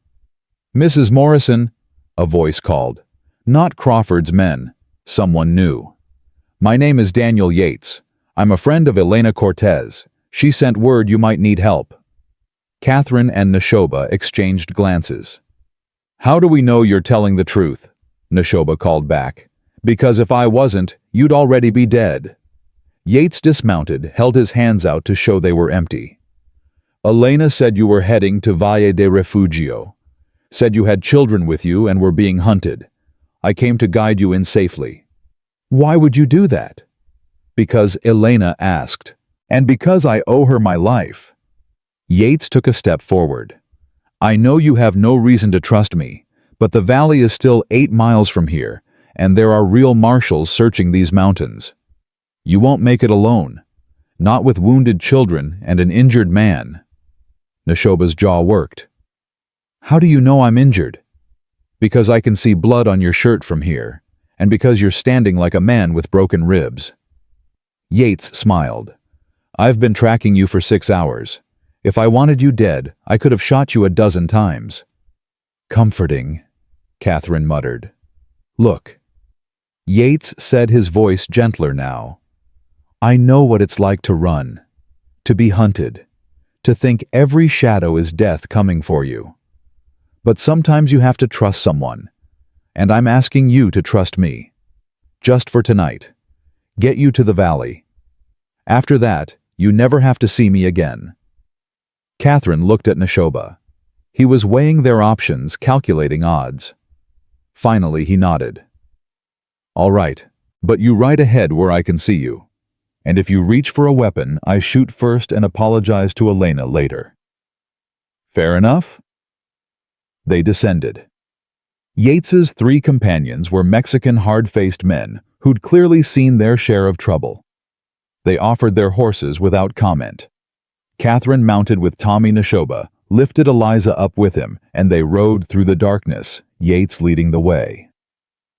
"Elena said you were running from Silas Garrett," Yates said after a while. "You know him?" Catherine asked. "Know of him.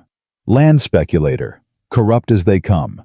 He's been trying to extend his reach into Ute territory for years. So far, the tribes have kept him out. He killed my husband. Now he wants me and my daughter dead because we have proof of his fraud. Then he's going to be disappointed. Valle de Refugio doesn't recognize territorial law. What happens in the valley stays in the valley, and Garrett's money means nothing there. Sounds too good to be true. It's not paradise. People still fight, still die, still struggle, but at least they do it on their own terms." Yates looked back at her. "You'll fit in just fine." They rode for 2 more hours.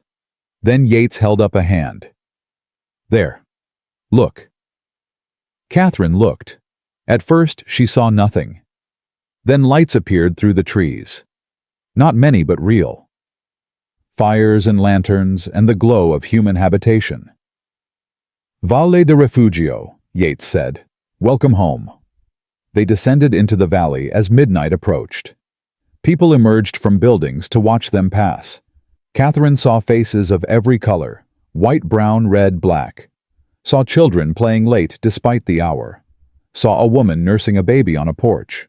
Saw normal life happening in the middle of nowhere. "The council will want to meet you in the morning," Yates said. "Decide if you can stay. But tonight, you rest." He stopped in front of a small cabin. "This is empty. Was old Miguel's place before he died last month. You can use it until the council decides." Nashoba dismounted, carefully helped Eliza down. "What happens if the council says no?" "They won't. Elena's recommendation carries weight, and we can always use people willing to work." Yates tipped his hat. "Get some sleep. Tomorrow's a new day." He rode away, leaving them standing in front of the cabin.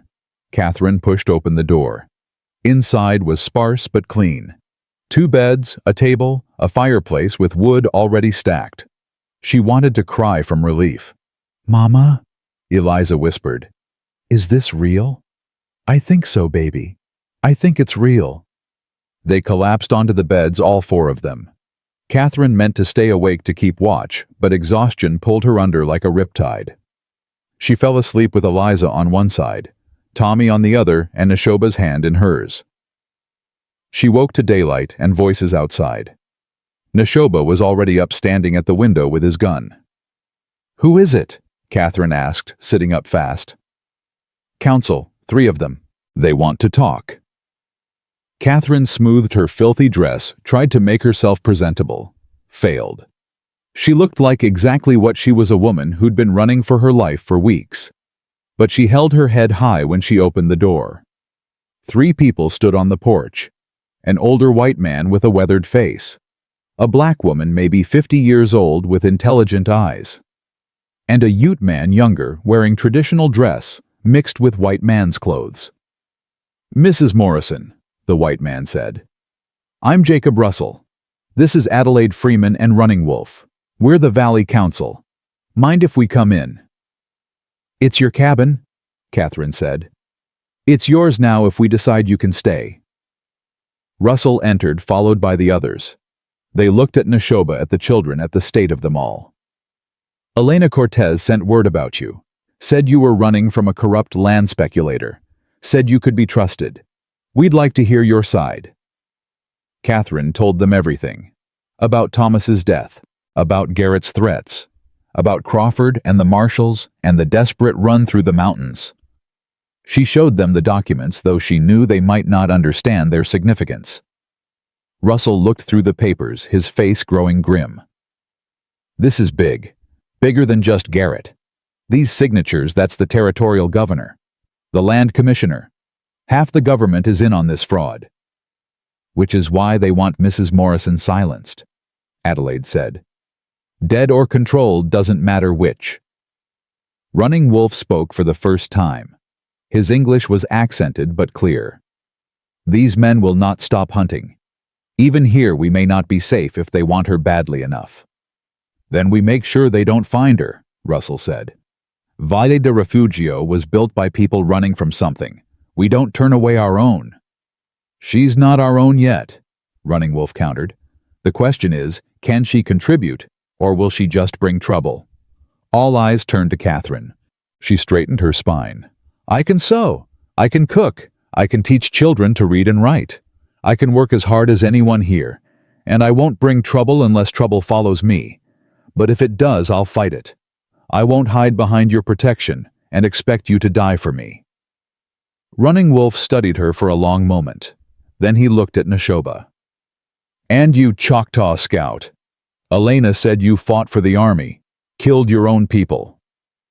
"I scouted. I didn't kill." Nashoba's voice was flat. "And I quit when I realized the army cared more about land than justice." "Yet you helped them." "I did. And I'll carry that shame until I die. But I'm here now trying to do better, trying to protect people instead of leading soldiers to them."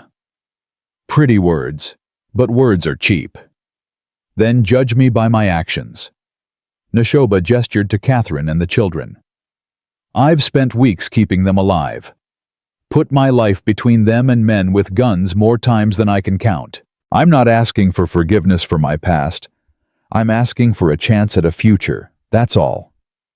Running Wolf was quiet. Then he nodded slowly. Fair enough. He looked at the council. I vote they stay. Agreed, Adelaide said. Agreed, Russell added. With conditions. You work, you follow Valley rules, and you don't bring your troubles here without warning us first. Deal. Deal, Catherine said. Then welcome to Valle de Refugio. Russell extended his hand. We'll have a community meeting tonight. Introduce you properly. Until then, rest. You look like death. They left. Catherine sagged against the wall, hardly believing it was real. They'd made it. They were safe. Or as safe as anywhere could be with Garrett still hunting them. Mama. Eliza tugged her sleeve. Does this mean we can stay forever? Maybe not forever, but for now. Is that enough? Eliza nodded. Then she did something she hadn't done in months. She smiled. Really smiled, bright and genuine. Catherine started crying. Couldn't help it. All the fear and exhaustion and desperation of the past weeks came crashing down. She sank to her knees, sobbing. Nashoba was beside her in an instant, pulling her close. It's all right. We're safe. We made it. I know. I just... She couldn't finish. Couldn't find words for the relief and terror and joy all mixed together. I know, Nashoba said quietly. He held her while she cried, while Eliza pressed against her side, while Tommy watched with confused eyes. I know. The community meeting that night was larger than Catherine expected. Maybe 50 people gathered in the biggest building, a rough meeting hall with benches and a stone hearth. Every face turned as they entered. Russell stood at the front. Folks, we have new arrivals. Catherine Morrison and her daughter Eliza, Nashoba Choctaw Scout, and Tommy... He paused. Son, what's your last name? Tommy looked at Catherine. She nodded encouragement. Just Tommy, the boy whispered. Don't remember my last name. A murmur ran through the crowd. Adelaide stood. Then he's Tommy Freeman now. I'll take him as my own if he'll have me. Tommy's eyes went wide. You want me? I lost my own boy 10 years back. Been alone since. Could use someone to fuss over. Adelaide smiled. What do you say? Tommy looked at Catherine again. She touched his cheek gently. It's your choice, sweetheart, but Miss Adelaide seems kind. And you'd have a real home, a real family. Can I still see you and Eliza? Every day if you want. Tommy thought about it, then nodded. Okay, I'll be your boy. Adelaide's eyes shone. She came forward, knelt down, pulled Tommy into a hug. The boy stiffened, then melted into it, crying. Catherine's throat closed. One child saved. One orphan given a second chance. Russell continued. Catherine will be teaching the children. Nashoba will help with hunting and security. They've agreed to pull their weight, and they've been vouched for by Elena Cortez. Anyone have objections? An older white woman stood. I heard she killed a man, murdered him. Self-defense. Catherine said, her voice steady. The man was trying to kidnap my daughter. I'd do it again. So you admit it. I admit I'll kill anyone who tries to hurt my child. If that makes me a murderer, so be it. The woman sat down, grumbling. But no one else objected. Then it's settled, Russell said. Welcome to Valle de Refugio. We're not perfect, but we're home. Treat it well, and it'll treat you well. The meeting broke up. People came forward to introduce themselves. A Mexican family offered to help fix up the cabin. A Ute woman brought food.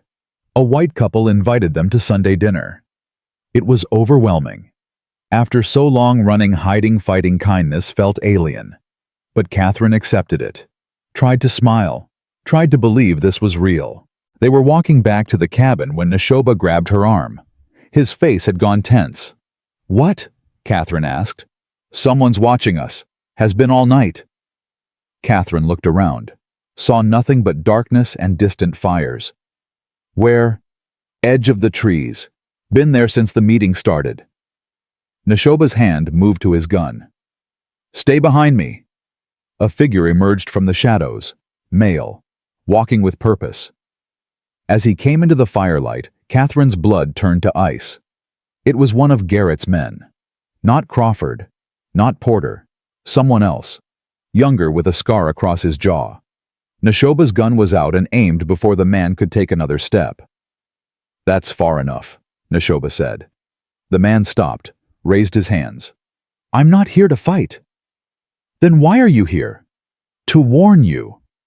The man's eyes found Catherine. Garrett knows where you are. He's coming, with the marshals and maybe 20 hired guns. They'll be here in 3 days. Catherine's stomach dropped. How do you know? Because I was part of his crew. Was until I realized what kind of man he really is. What he planned to do to you and your girl. The man's face twisted.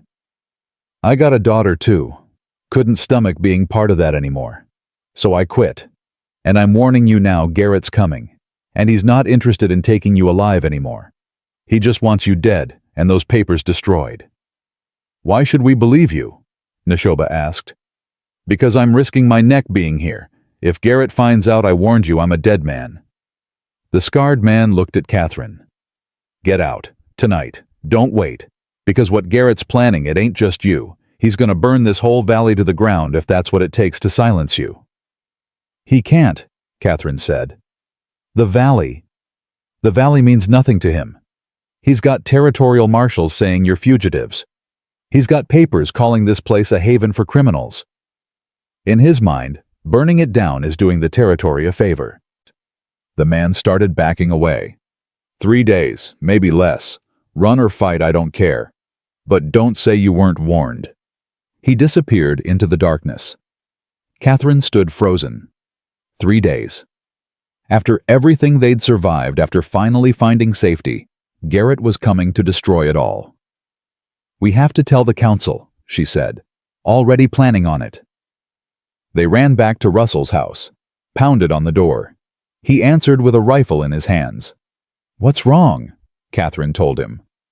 Russell's face went grave. He sent runners to wake Adelaide and Running Wolf. Within an hour, the council was assembled again. How reliable is this information? Adelaide asked. Very, Nashoba said. I recognize the man. He was with Garrett's crew when they jumped us at the cabin. If he's turned against Garrett, he's risking everything to warn us. Then we have a choice, Russell said. We evacuate the valley, or we defend it. Evacuate 50 people. Running Wolf shook his head. Where would we go, and what happens to everything we've built? Better than dying. Is it? Some of us are too old to start over. Some are too sick to travel. We evacuate, we kill people just as surely as if Garrett shot them. So we fight, Adelaide said. We've got maybe 30 men who can use a rifle. Women and children can reload. We make Garrett pay for every inch of ground. Against 20 hired guns and territorial marshals. Russell looked sick. That's suicide. Maybe, but it's our choice to make. Adelaide looked at Catherine. This is your fight. What do you think we should do? Every eye turned to Catherine. She thought about Thomas dead because of Garrett's greed. About Crawford trying to kidnap Eliza. About all the people who'd helped them, Elena, Cortez, Hoskins, Yates. About this valley full of people who'd taken them and no questions asked. I think, she said slowly, that running just means Garrett wins. He takes everything we've built, everything we've fought for, and then he goes back to his mansion and does it to someone else. Someone who doesn't have the strength to fight back. So you're saying fight. I'm saying we don't let him destroy this place without making him pay dearly for it. Maybe we can't win.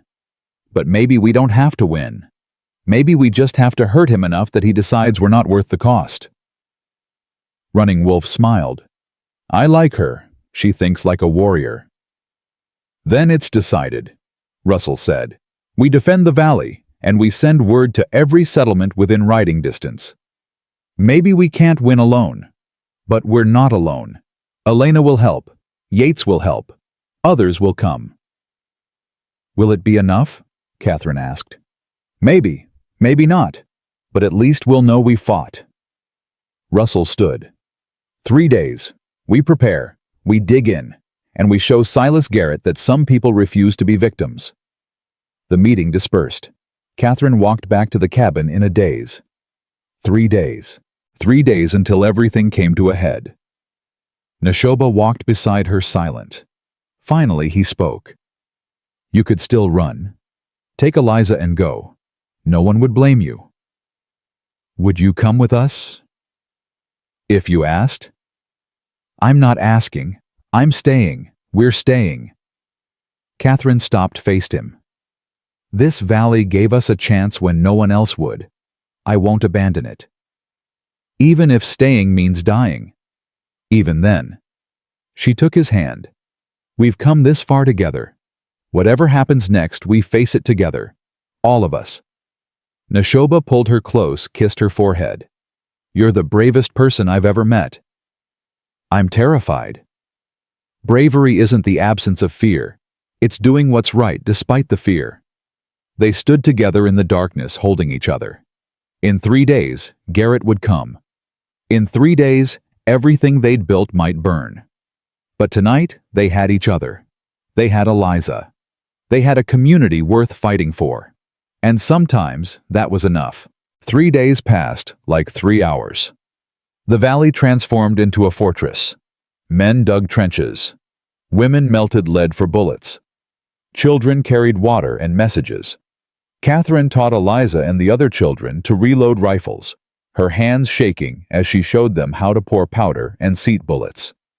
Mama, I'm scared, Eliza whispered on the second night. Me too, baby. Will the bad man kill us?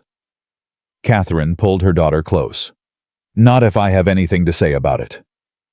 Nashoba was everywhere, organizing defenses, teaching men to shoot who'd never held a gun. His wound had reopened again, but he ignored it. Running Wolf worked beside him, the two men forming an unlikely partnership.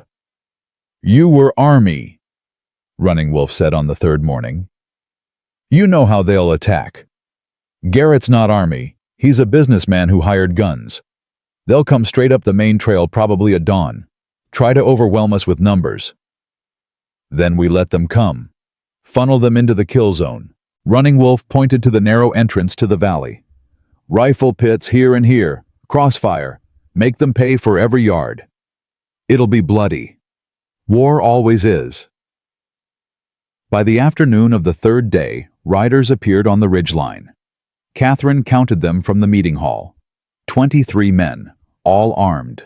In the center, on a black horse, sat Silas Garrett. Even from this distance, Catherine could see his face. Calm, confident, the face of a man who'd never lost anything in his life. He thinks he's already won, she said. Nashoba stood beside her, his rifle ready. Then let's teach him different. Garrett's voice carried across the valley, amplified by the natural acoustics. Catherine Morrison, I know you're down there. I'm giving you one chance. Come out now, hand over those documents, and I'll let the rest of these people live. Catherine's hands clenched. Russell grabbed her arm. Don't, he said. It's a trap. I know, but what if... No, what ifs? He's lying. He'll kill you, then kill us anyway. You know it. Catherine did know it. But hearing Garrett's voice again after everything made her want to scream, made her want to walk up that hill and put a bullet in his brain herself. Mrs. Morrison, Garrett called again. You have 1 minute, then we come down there and burn this whole nest of criminals to the ground. Let him come, Nashoba said quietly. We're ready.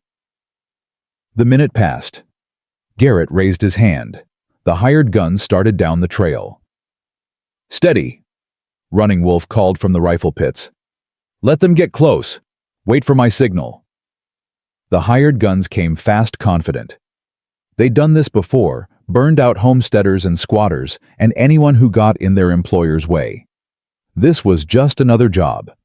They were 20 yards from the first rifle pit when Running Wolf shouted, "Now!" Gunfire erupted. 3 hired guns went down in the first volley. The rest scattered, diving for cover behind rocks and trees. "Reload!" Catherine shouted to the children beside her. They worked with shaking hands, passing loaded rifles to the men in the pits. The hired guns returned fire. Bullets whined through the air, thudded into logs, rang off stone. A man in the left pit screamed, clutching his shoulder. "Hold your positions!" Russell yelled. "Make every shot count!" The battle raged for what felt like hours, but was probably only minutes. The hired guns tried to advance twice, were driven back both times. Bodies littered the trail. Some didn't move. Others crawled for cover, leaving blood trails. Garrett sat on his horse on the ridgeline watching. Not participating. Just watching his men die. "Coward," Nashoba muttered. He took careful aim, fired. The shot went wide as his target dove behind cover. Then everything changed. A hired gun made it to the right rifle pit, shooting as he ran. He killed 2 men before Running Wolf put him down. But the damage was done. The right flank was weakened. "They're going to push through," Adelaide shouted. "We can't hold." "Yes, we can." Catherine grabbed a rifle, ran toward the right pit. She didn't know what she was doing, had never shot at a person in her life. But she got there, aimed at a hired gun, climbing over the barricade, and pulled the trigger. The kick nearly knocked her down. The bullet went somewhere. The hired gun clutched his leg and fell back. "Good shot." Running Wolf appeared beside her, firing methodically. "But next time, aim for center mass, bigger target." More hired guns were pushing through now. The defensive line was breaking. People were falling back, some wounded, some just terrified. Then horses appeared behind Garrett's men. Maybe 15 riders coming fast. For one terrible moment, Catherine thought it was reinforcements for Garrett. Then she recognized the lead rider. Elena Cortez, rifle in hand, gray hair flying. "For Valle de Refugio!" Elena screamed. The new riders crashed into Garrett's men from behind. The hired guns panicked, caught between 2 forces. Some tried to surrender, others ran. A few fought on and died for their trouble. Garrett wheeled his horse, saw his force collapsing, his face twisted with rage. He spurred toward the valley, gun raised, focused on one thing only: Catherine. He was coming straight for her, and he was going to kill her or die trying. Nashoba saw it too. Started running, but he was too far away. Garrett was too close. Catherine raised her rifle. Empty. She'd forgotten to reload. Garrett aimed. Time slowed. Catherine saw his finger tighten on the trigger. Saw Eliza running toward her, screaming. Saw Nashoba's face twisted with horror and rage. Then a small body slammed into Garrett's horse. Tommy, the boy they'd saved from the trap. He'd grabbed a burning brand from a fire and thrust it at the horse's face. The horse reared. Garrett's shot went wild. He fell, hit the ground hard. Nashoba reached him first, put his gun to Garrett's head. "No!" Catherine shouted. "Don't! He's not worth hanging for!" Nashoba's finger was white on the trigger. For a long moment, Catherine thought he'd fire anyway. Thought all the rage and grief and pain of the past weeks would pour out in one final act of violence. Then Nashoba lowered the gun. "You're right. He's not worth it." He grabbed Garrett by the collar, hauled him up. "Silas Garrett, you're under citizen's arrest for murder, attempted murder, land fraud, and being a general piece of trash." Garrett's face was white with fury and fear. "You can't arrest me. You're fugitives. Criminals." "Maybe. But you're in our territory now, and we don't recognize your authority." Nashoba shoved him toward Russell. "Lock him up. We'll figure out what to do with him later." The remaining hired guns were being rounded up. Some were dead. Most were wounded. A few had run, and were probably still running.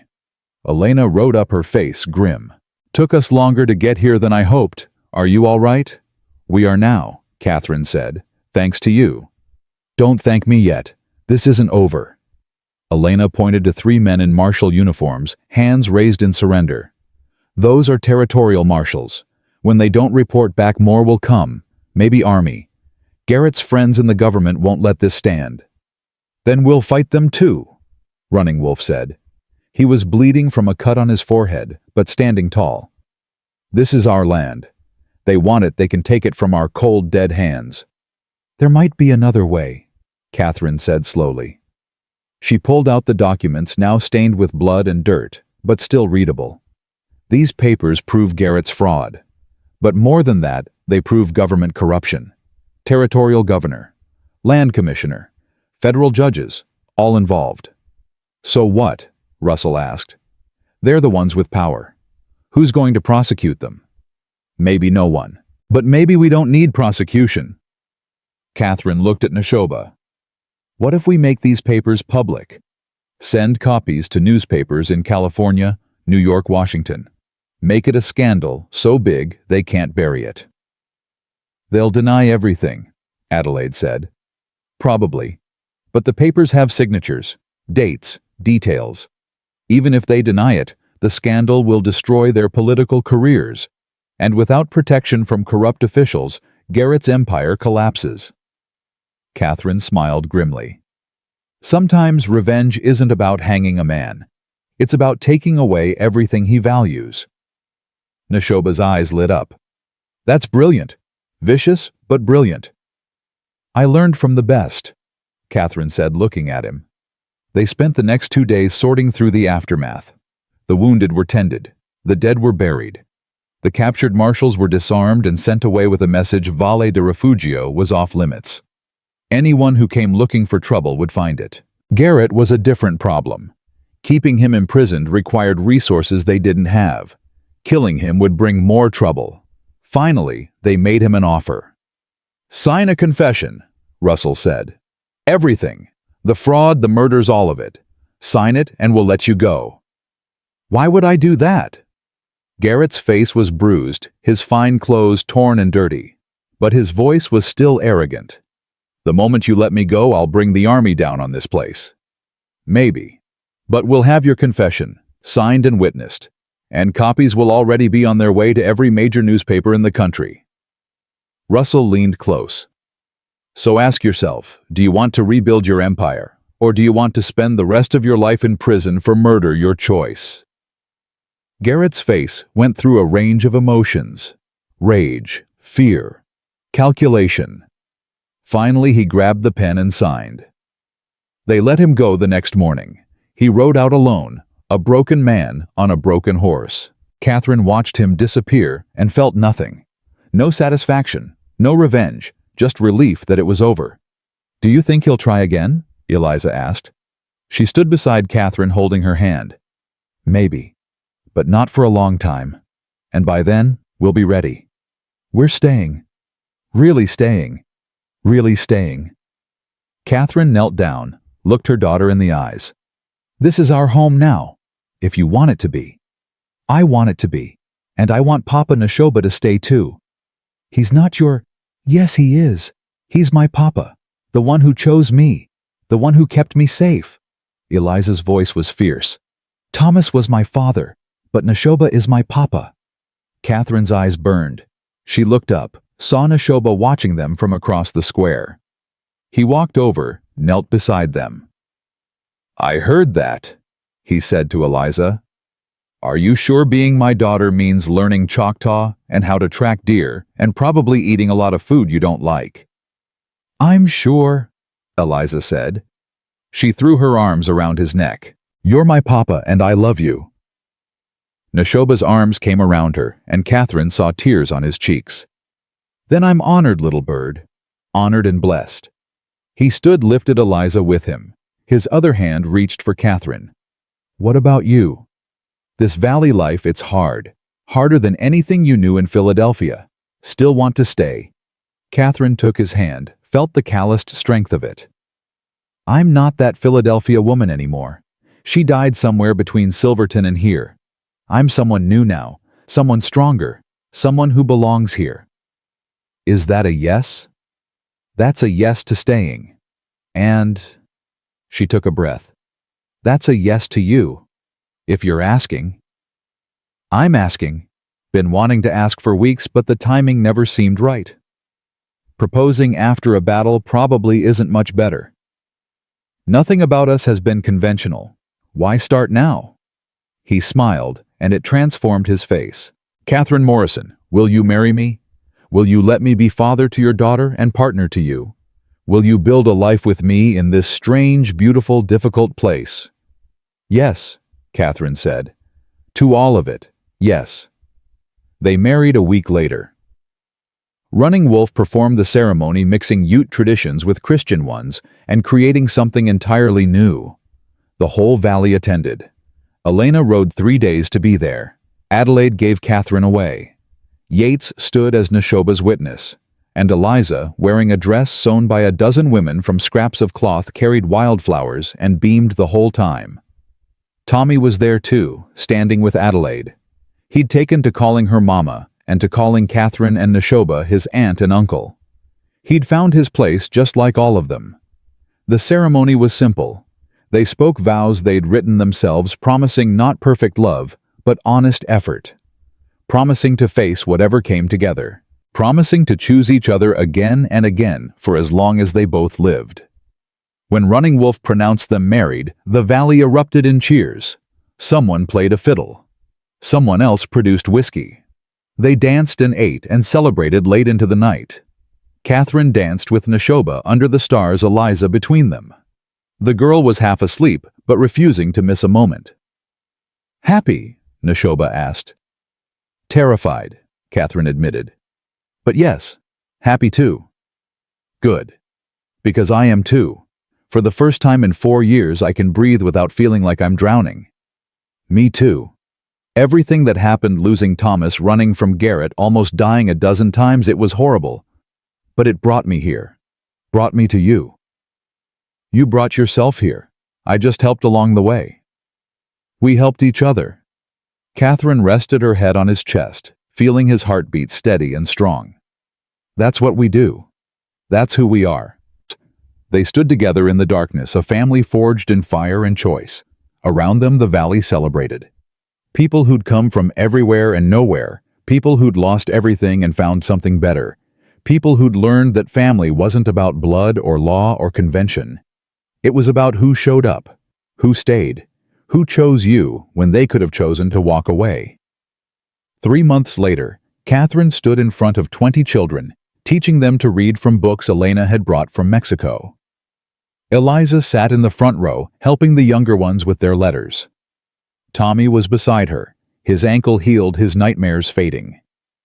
Through the window, Catherine could see Nashoba working with a group of men building another cabin. More refugees had arrived last week, a black family fleeing bounty hunters, a white woman running from an abusive husband. Valle de Refugio was growing, and with it, their family was growing too. Catherine's hand moved to her stomach, where a new life was just beginning to make itself known. She hadn't told Nashoba yet. Tonight she'd tell him. Tonight they'd plan for another future neither of them had expected. But for now she had children to teach, a community to help build, a life to live that was messy and difficult and more real than anything she'd known before. The past was behind her. Thomas Philadelphia, the woman she used to be. All of it was memory now. Important memory shaping who she'd become, but not defining her anymore. She was Catherine now. Not Mrs. Morrison. Not Thomas's widow. Just Catherine. Wife to Nashoba. Mother to Eliza, and soon another child. Teacher. Fighter. Survivor. Builder of new things in new places. She'd run through darkness with her daughter in her arms and desperation in her heart. She'd begged a stranger to save her child, and he'd said yes. She'd jumped off cliffs and fought killers and refused to surrender when surrender was the sensible choice. She'd survived. More than survived. She'd found something worth fighting for, and people worth dying for, and a love that had been earned through blood and sacrifice and the daily choice to show up. The past was done. The future was uncertain. But the present, this moment, this life, this family she'd built from broken pieces was enough. More than enough. It was everything. And that Catherine thought, as she watched her daughter help Tommy with his reading, while her husband built homes for strangers and life grew inside her, was the only happy ending that mattered. Not perfect, not easy, but chosen, fought for, real. They'd run through darkness and found light. They'd faced death and chosen life. They'd been broken and made themselves whole again together.